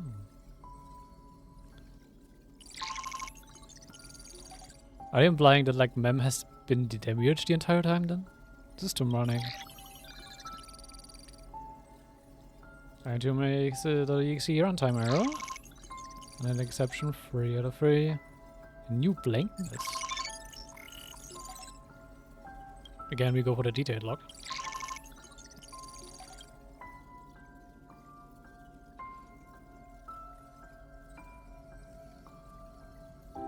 never say anything, but I know you're listening. Every story I've told is like a little key that opened a door in your heart, no? Me! Little fairies. Happy. Interesting. Speaking easy. I can.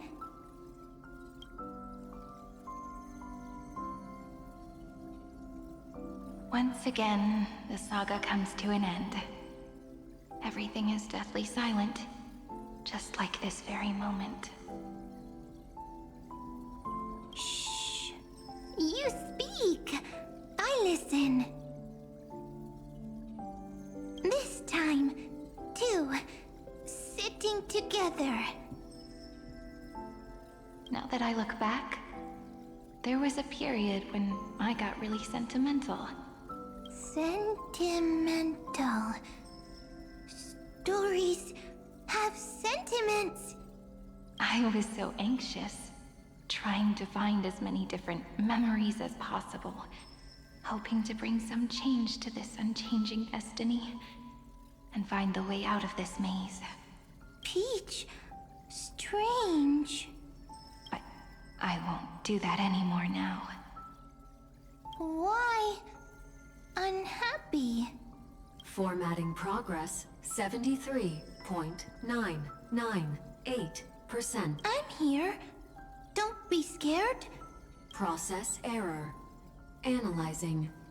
Won't allow it to interrupt you. Always sitting together. No need to feel sorry for me, good friend. If there are no new blank spaces, how can a saga continue? Blank spaces? What's that? I'm actually really lucky, you know?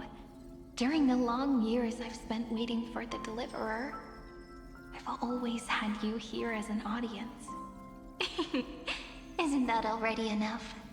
Not enough, not enough! Peach, don't leave! Now I can rest in peace in the past. As for when tomorrow will come, I'll have to ask the next Cyrene to continue our watch. Peach left. Aww.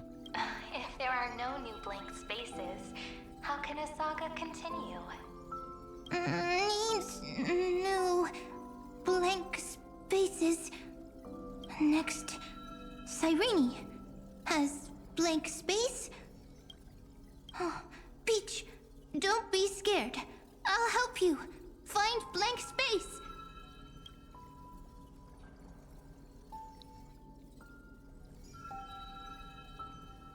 Cyrene is Peach, is love. So, first there is love, then there is Cyrene, then there is blank space. Interesting connection to draw. Query, love.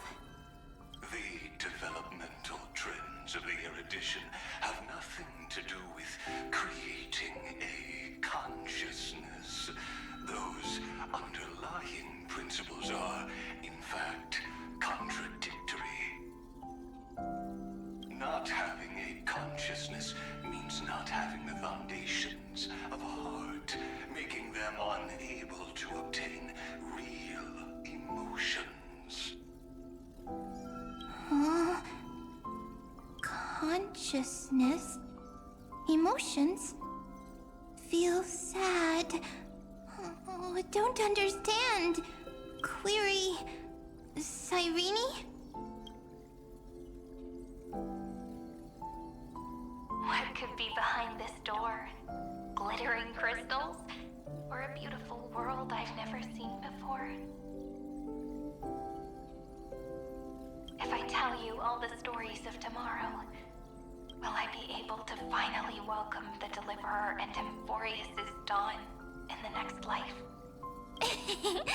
Key, door, story, happy.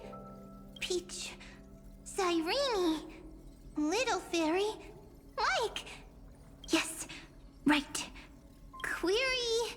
memory.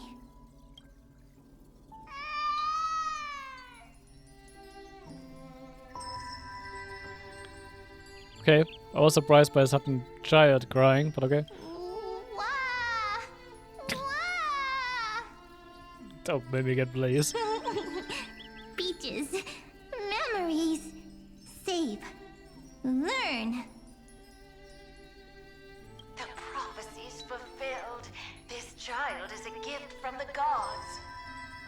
Pink hair and those ears. She was born to be the priest of time. Cyrene has pink hair. Sharp ears. You shall fade when the flowers bloom, for every ending begets a beginning. Cry, child. Cry aloud. Let your voice reach Oryx. Cyrene is a girl. A priest. Easy. I can. I learn. Anyway, I don't like tears. But the name Ides Elysiae came from the unpleasant sorrows of the gods. Yet, you always seem so happy, as if nothing ever worried you. Cyrene doesn't like tears. Always happy. Of course, because the world was gentle to me. So, I grew up to be gentle as well. Cyrene is gentle. Thank you, Jack. Likes beautiful things. How do you like it? Can write stories. Easy. I can. I learn. Just as the ballad blown on the breeze says, losses are a constant on the flame chase journey. Okay, this is where that sentence came from, yeah. Even if all is lost to the wind, some things won't easily change. Like my height, Treeby's innocence, and Aglaya's beauty. Cyrene. She can't grow up, but she can talk. After all is lost to the wind, she will stay behind. Cyrene is, at the end of every sentence, always laughing, like a little tail. How does a tail laugh? By the way?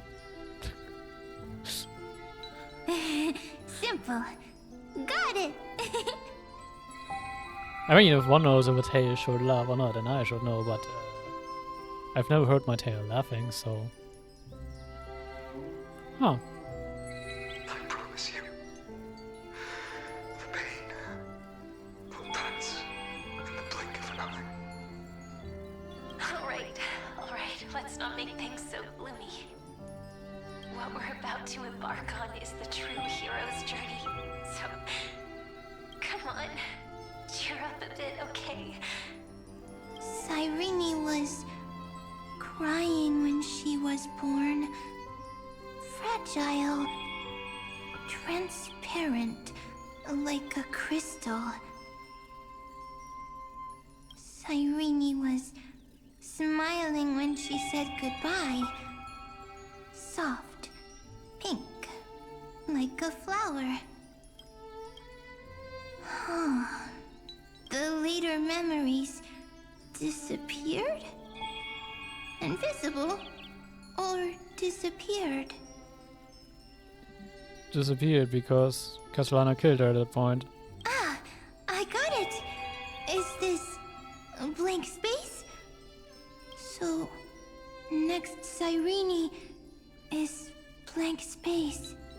Then...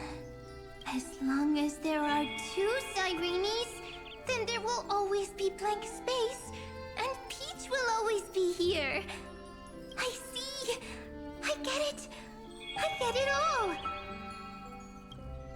Cyrene's memories. I will preserve them all! So weird.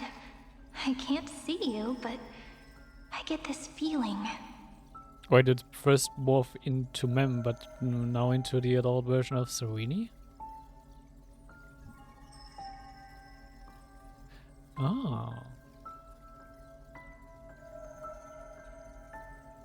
That you grew up? Hi. Miss me yet? It just feels like you are a bit more mature. Yes. Mature. Beautiful. Like you. Now, I can listen, talk, read, and write. I can dance. I can sing. Also, I can tell stories. Storytelling is what makes Cyrene, Cyrene. So, I'm going to tell you stories today. A story I wrote myself. Quick, sit down. It's almost as if I can understand your words now. The things you say are very cute. Very much the things you would say, Serini. Once upon a time, there was a flawless crystal flower that sparkled with light. Like Peach's every story. How beautiful would the heart of such a brilliant flower be? A little fairy was curious and wanted to know. But it looked and looked only to find the crystal flower flawless. Round and round they went, seeing only their own reflection. In that case, they should work hard to learn more. So the little fairy came every day to sit next to the crystal flower and think about the answer. Until one day, to their surprise, the crystal flower fell to the ground and shattered. The little fairy was so sad, but they immediately discovered that there was a light among the broken pieces. What could it be? They didn't know. But it was a good light. It was bright, warm, and happy. And I knew it was love. Love brings everything together. And it brought you and me together. So Peach and I will always be together. What a nice fairy tale. I'm giving it to you. Peach likes beautiful things, can write stories, and can tell lovely tales. I hope to turn it into a story we write together. Okay, then I'll probably make a small adjustment to suit my tastes. I'm thinking that when the flower broke, the little fairy would instead see nothing on the ground. Then it would understand that the flawless crystal flower doesn't actually have a heart, nor does the flower understand what love is. Doesn't have a heart? Doesn't understand love? Why? It's simple.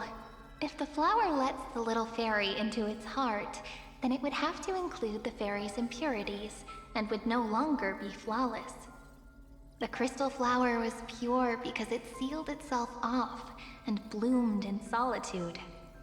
That's why it looks so brilliant in an imperfect world. But should a flower like this be called love? But then... the story won't exist anymore. That's not true. You've already written the most romantic ending possible for this story. The crystal flower fell to the ground and shattered. It happened because the flower was no longer pure. The fall was not an accident. It was the flower declaring rebellion against fate and writing the ending of the story with the flower's own shattering. Then, the little fairy will see that each shard on the ground holds the reflection of their eyes. Then, in their eyes, the crystal flower that was no longer flawless would finally have a heart, and the flower would finally understand what love is. Peach's words, I don't understand. Is it because I still don't understand love? Yeah, she pretty much is that, so quote-unquote crosser. But it's fine. I can learn. Right. Query Cyrene. Electrical signal sequence Philia 093. Why didn't I think of this? I don't need to do it alone. I can ask Peach to teach me. What is love? What is love meant? Electrical signal sequence Philia 093. Track lament. Wait, she mistook lament earlier for love? Because she was earlier she wanted to say like but then said love instead. Okay.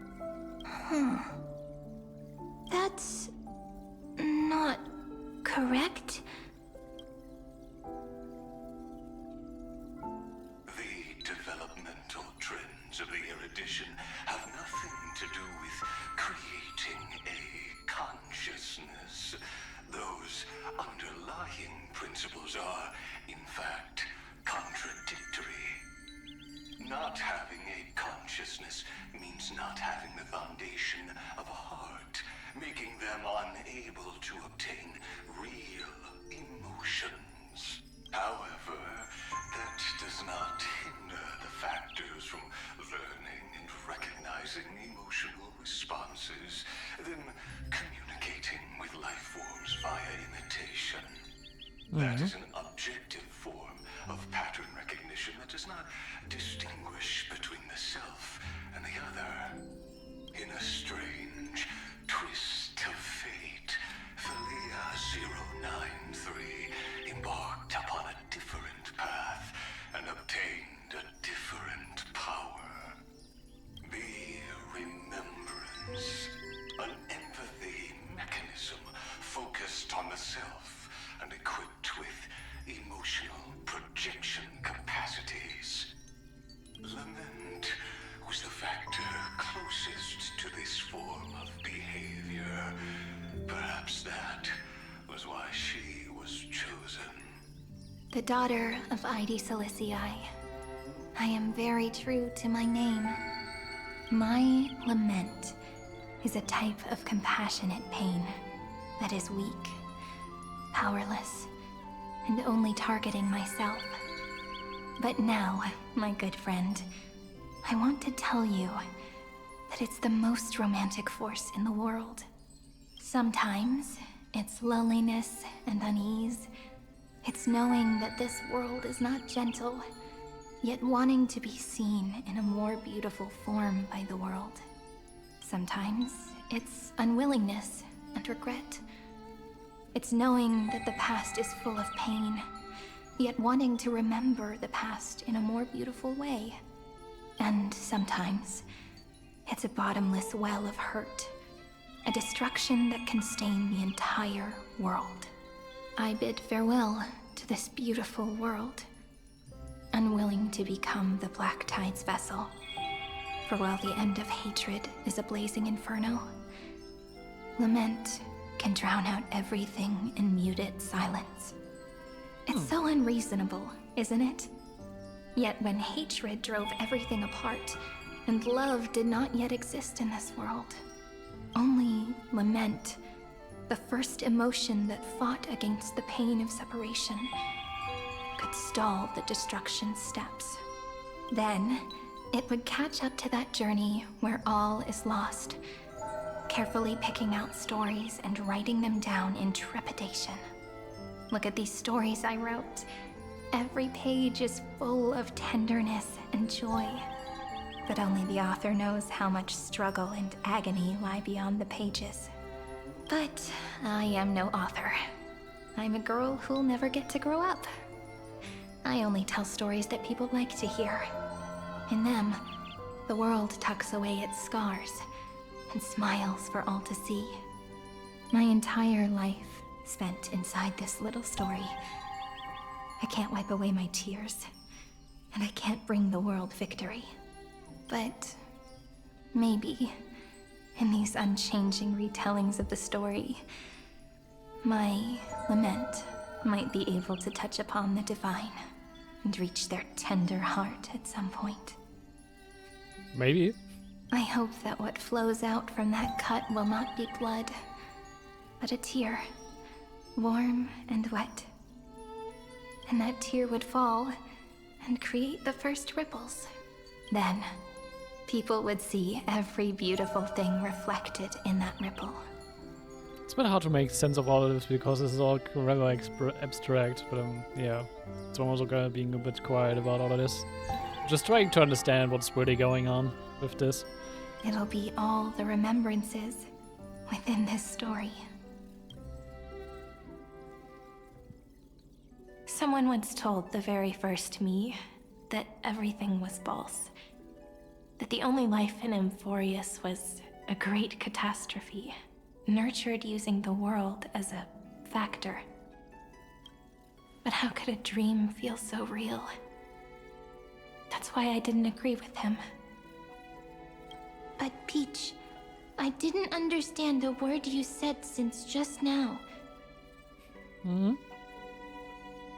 So yeah, that's what I already expected. The adored Siren form is actually the Demiurge. Everything was false? But you're standing right here. It's all a dream?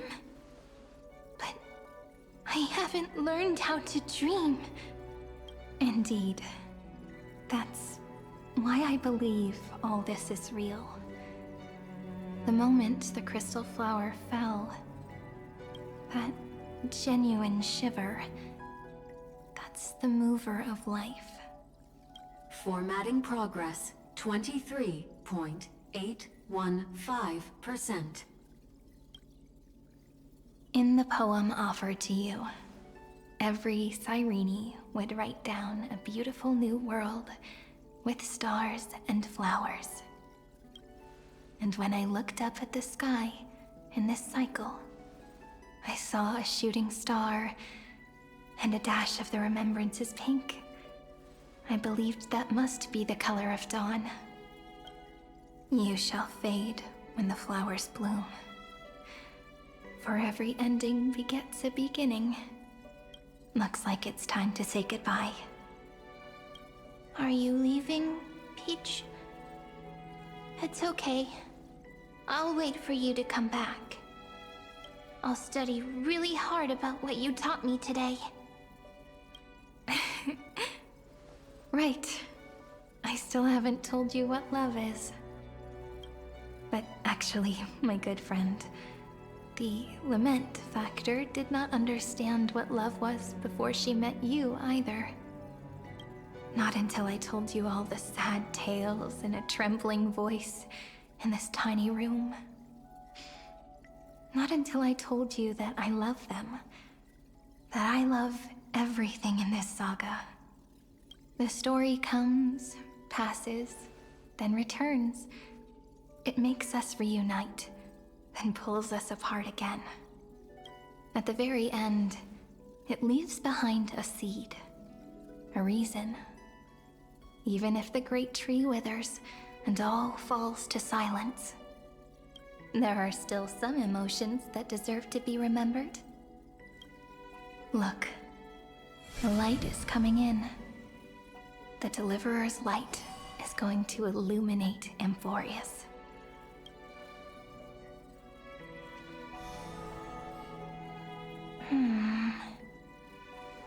I still don't get it. But I trust Peach. Just wait. It'll be my turn to tell you a story of love the next time we meet.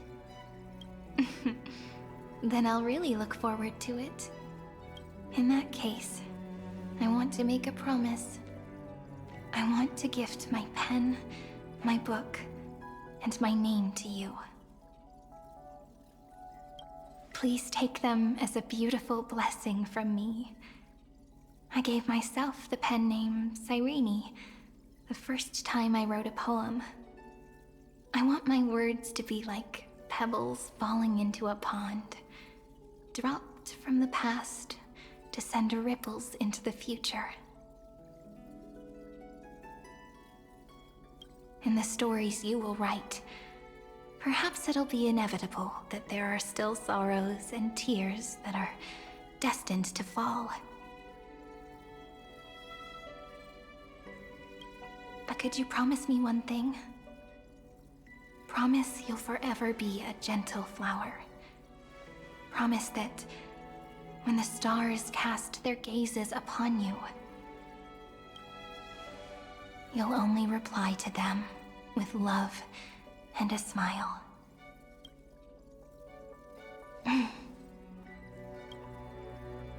Of course, this will be a romantic story like none that has come before.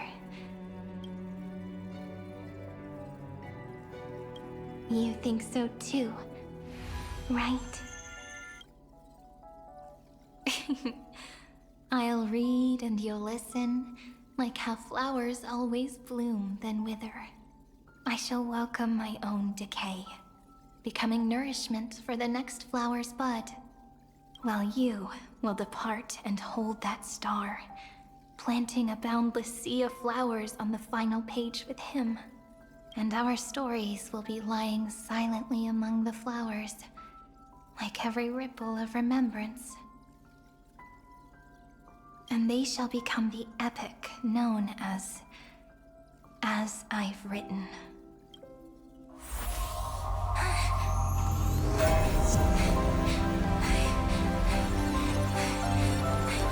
And so my story ends.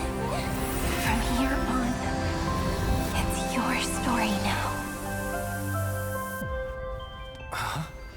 Mimi? It's Mem.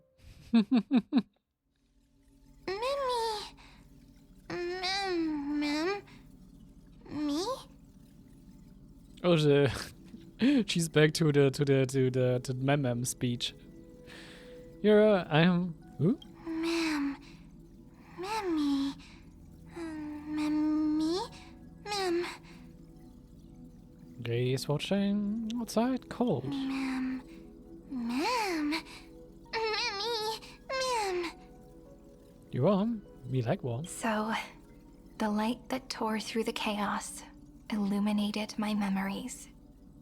I turned into a little fairy from the stories and met you. Yet, I forgot everything. But I'm still so happy. I caught that star, didn't I? So the one beside me had always been... Yes. The seed within memories.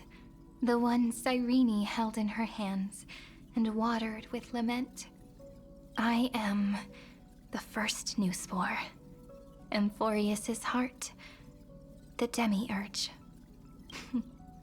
What a long name. And it doesn't even sound cute. The total opposite of Mem. True. So the end, that first rebel. I'm sorry. I don't know. If I don't even want to believe in the answer, then how am I supposed to answer you? But now's not the time to cry, right? We'll find the answer, just like how miracles will eventually happen. Should I call you Mem? Cyrene or... Do you remember that I was also worried about this when we first set out? Mem's memories and Cyrene's memories got all tangled up with each other in my one heart. It's all so strange, yet so familiar.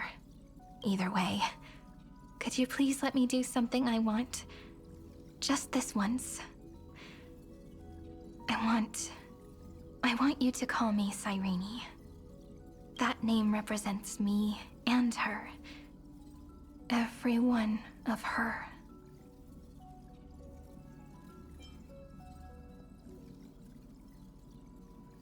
Of course. It's a blessing to you. Thank you, friend. Your kindness is always just right. Life is a poem full of farewells. But if you write something into the pages of your heart, then that will not easily fade away.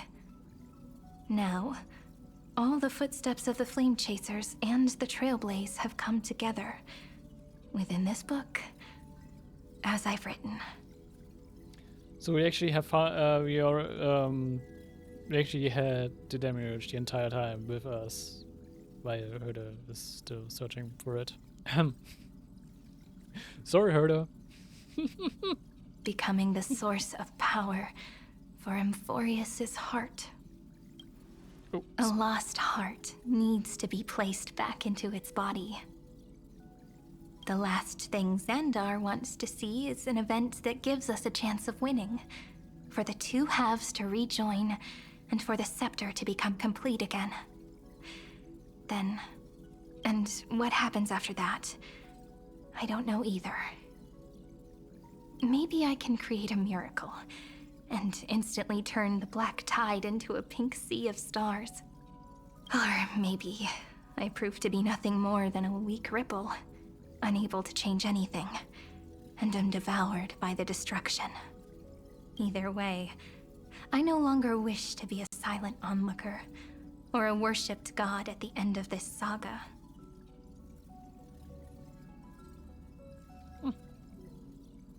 You always have been, and you'll always be a member of the Flame Chase.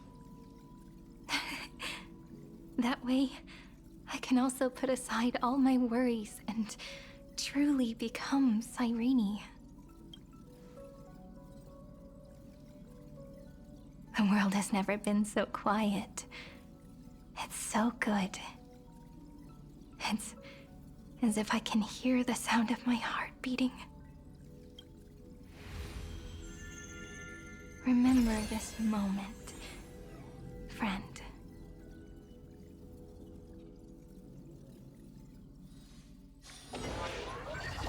This has been a long way to bury that, but hey.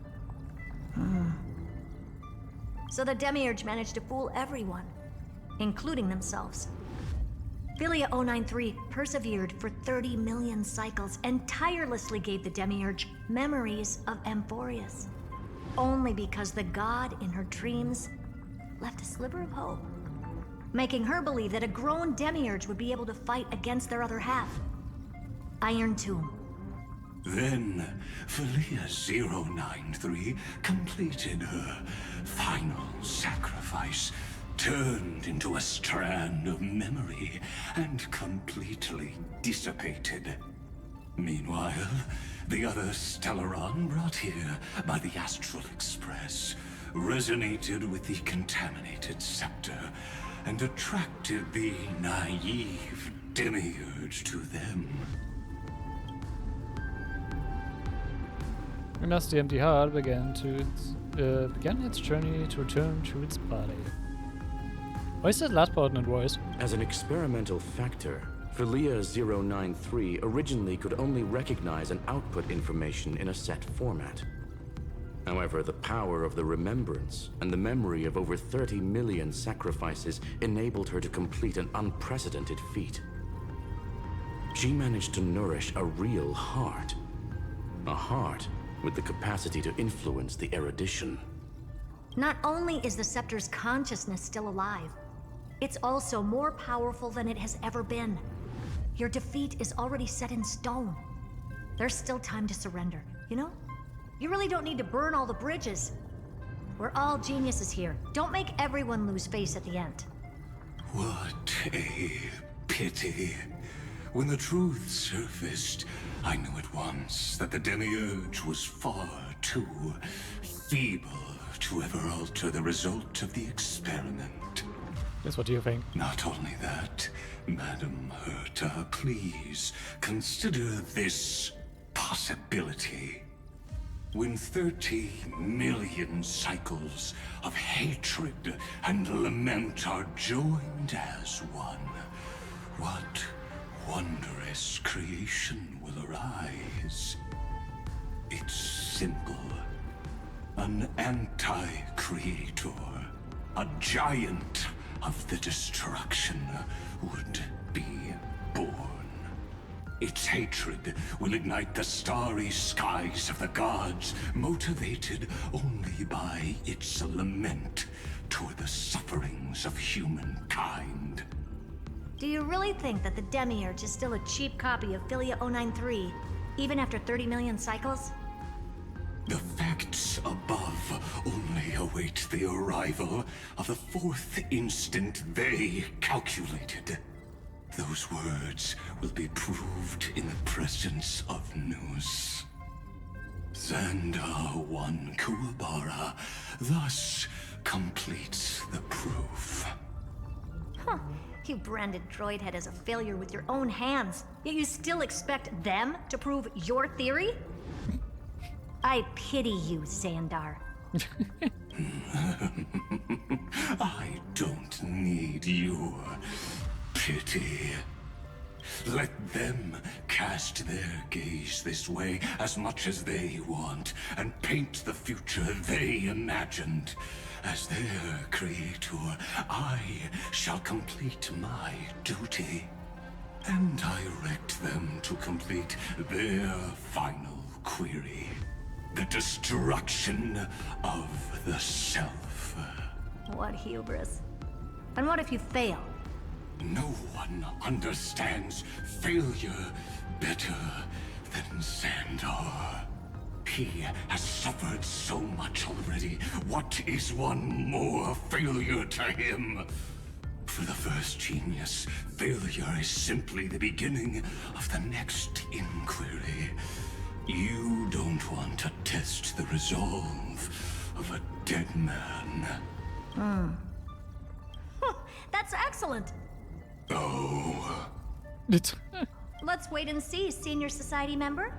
I'll have you watch me perform the final step to overturn your proof. I'm all ears.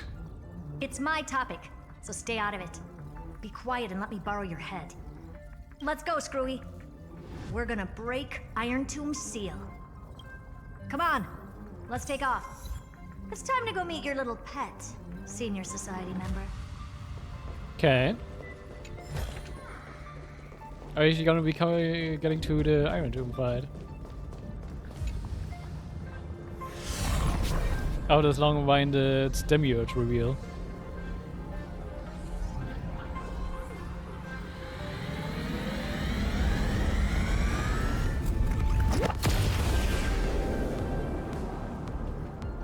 Dangerous, oppressive, chaotic. What a beautiful wail. It will soon resound throughout the entire cosmos. The view's pretty good here.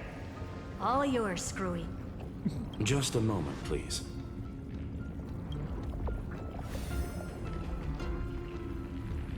I see.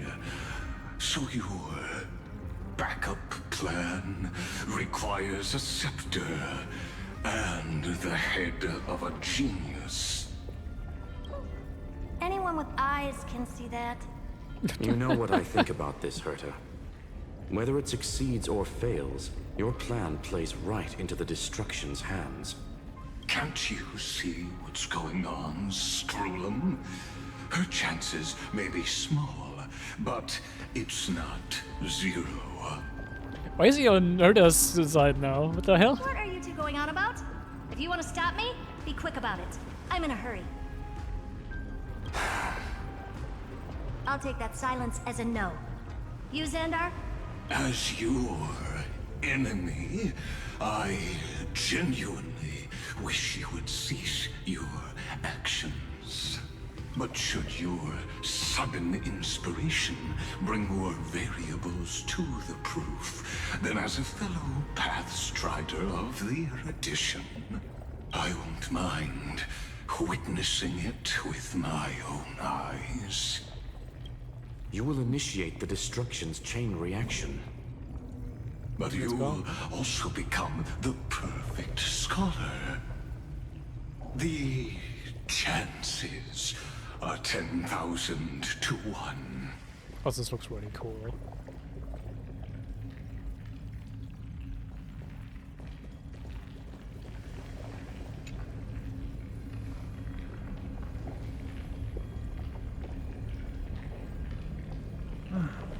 Curiosity. It's been so long, and we've all failed so many times. Even now, moments before the horrible and inescapable instant within Droidhead's calculations arrives. The cherished children of the Erudition, the geniuses lauded by all. Is curiosity the only thing we can feel, even at moments like this? Huh. Well, it's not so bad. Now let the lock become the key. Geniuses who walk the stars. The cosmos has reached a moment where its very existence hangs in the balance. I, Perda, Genius Society 83rd seat, hereby summon you. I request a society meeting to be held immediately. We shall serve the grandest cause with the most macroscopic ideas. Oh.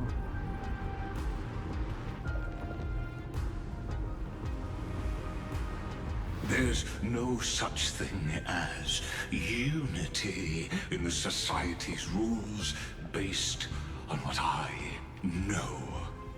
Indeed. A meeting has only been held 3 times in the Society's history. I mean, you already have a meeting between 3 of them. The first meeting had 2 attendees. After the Emperor was assassinated, the second meeting had 7 attendees. During the second Great Prosperity, the third meeting had 5 attendees. How many will respond this time?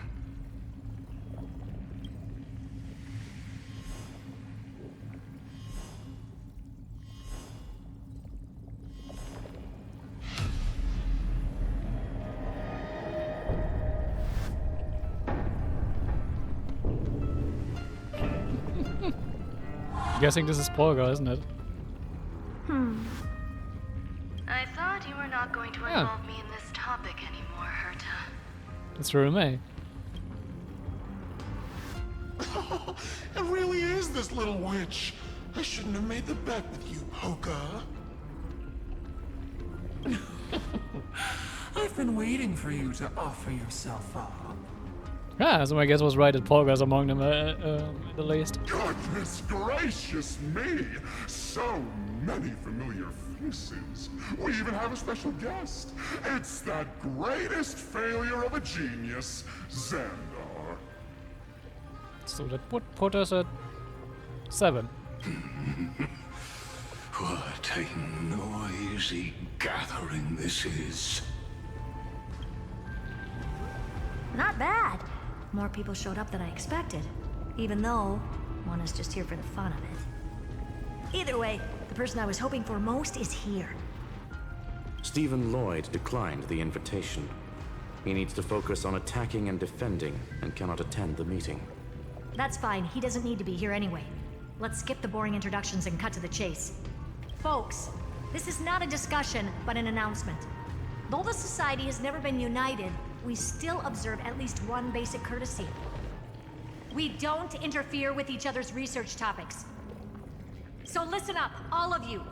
Conquering Iron Tomb is my research topic. I will personally take over Scepter Delta Me-13 in 1.5 system hours and stop the destruction. Oh, she's giving them the deadlines, saying like, don't interfere. This is mine. If the front line falls, I will immediately overclock the scepter and complete self-coronation in Iron Tomb's place. and interface myself with Droid Head.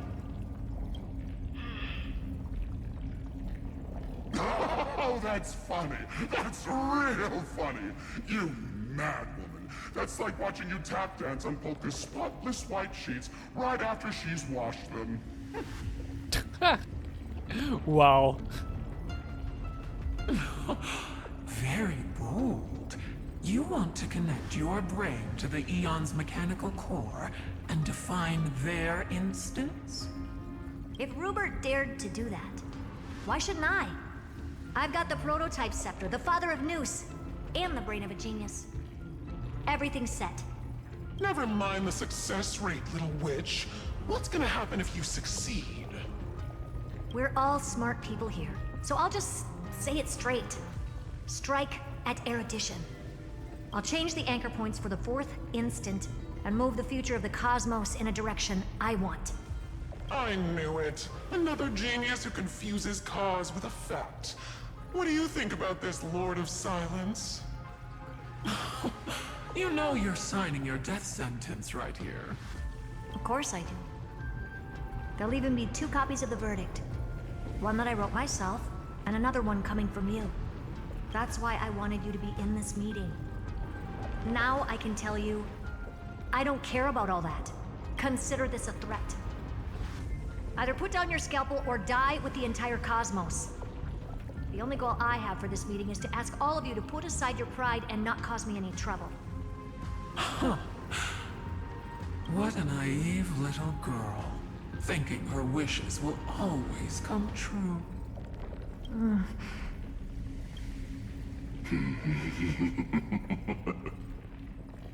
What are you laughing at? I am glad that we ended up on the same page. No matter if it was to destroy the erudition or to rewrite the instance, we both chose the same road. We will defy the god who marked the limits of humanity. I'm not gonna argue with that. Then, to celebrate us coming to a fundamental agreement, I will prepare a stage for your performance. Listen well, geniuses who came after me. Thus speaks Genius Society #1. End this pathetic meeting. As of 2 nanoseconds ago, I have passed Herta's decision to all the Xandars in the universe.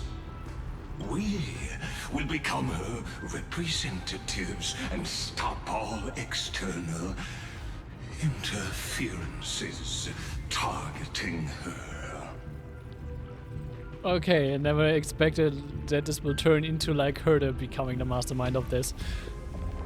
And Xander fully going along with it. The fuck? What are you playing at? My reasons. It's simple. Curiosity. That is all, madam. Am I going to clash blades with the first genius? What a pleasant surprise. Now that our positions are clear, it's time for this boring meeting to end. Good luck, little girl. Did you all just treat me as a side character?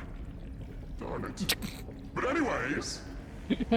You are a side character, yeah, Dr. Primitive, go away. I'm just here for the fun. We already established that. As the ghost of the quantum domain, it is my duty to observe. Ghost of the quantum domain, okay. So, if you're happy to bring me a tea set from planet Scrollum, then I wouldn't mind giving you a helping hand, little witch. After everything's over, come visit me and taste some of my freshly baked desserts. I knew you'd say something like that.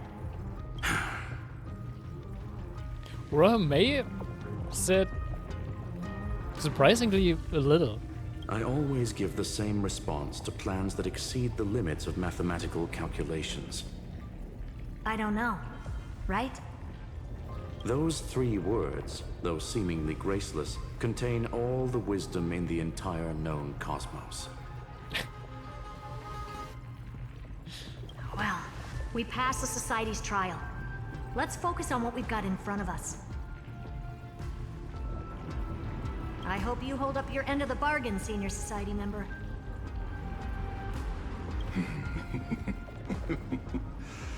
Lycurgus may not be trustworthy, but Xandar always follows through with his words. Huh, is that so? Farewell, juniors. In the limited time we have left to spend with each other, you no longer need to address me as Xandar. Wait, huh? Lord Lycurgus? Could it be? Oh. Oh. Oh. Yes. I have completely severed my connections with Xandar I Kuwabara. I shall witness the end of the world in the role of Theoros. As a character within this play. I really don't get you. I don't get him either. Perhaps you've heard me say this many times, Herta, but I still would like to reiterate that it's a great honor to work with you. I did hear this many times, and I've responded to you many times in the same way. I'm allergic to pleasantries. Keep at it, and I might go into shock. Stephen's work is done. Let's get ready. I've been ready for ages. Let's open up a path for our allies. Most heroes' journeys in the universe are just dice tosses they threw on a whim. But make them see clearly. Your answer is already different. Amphorius. Indeed, for this world so deeply loved, will write an ending, unlike any that ever was.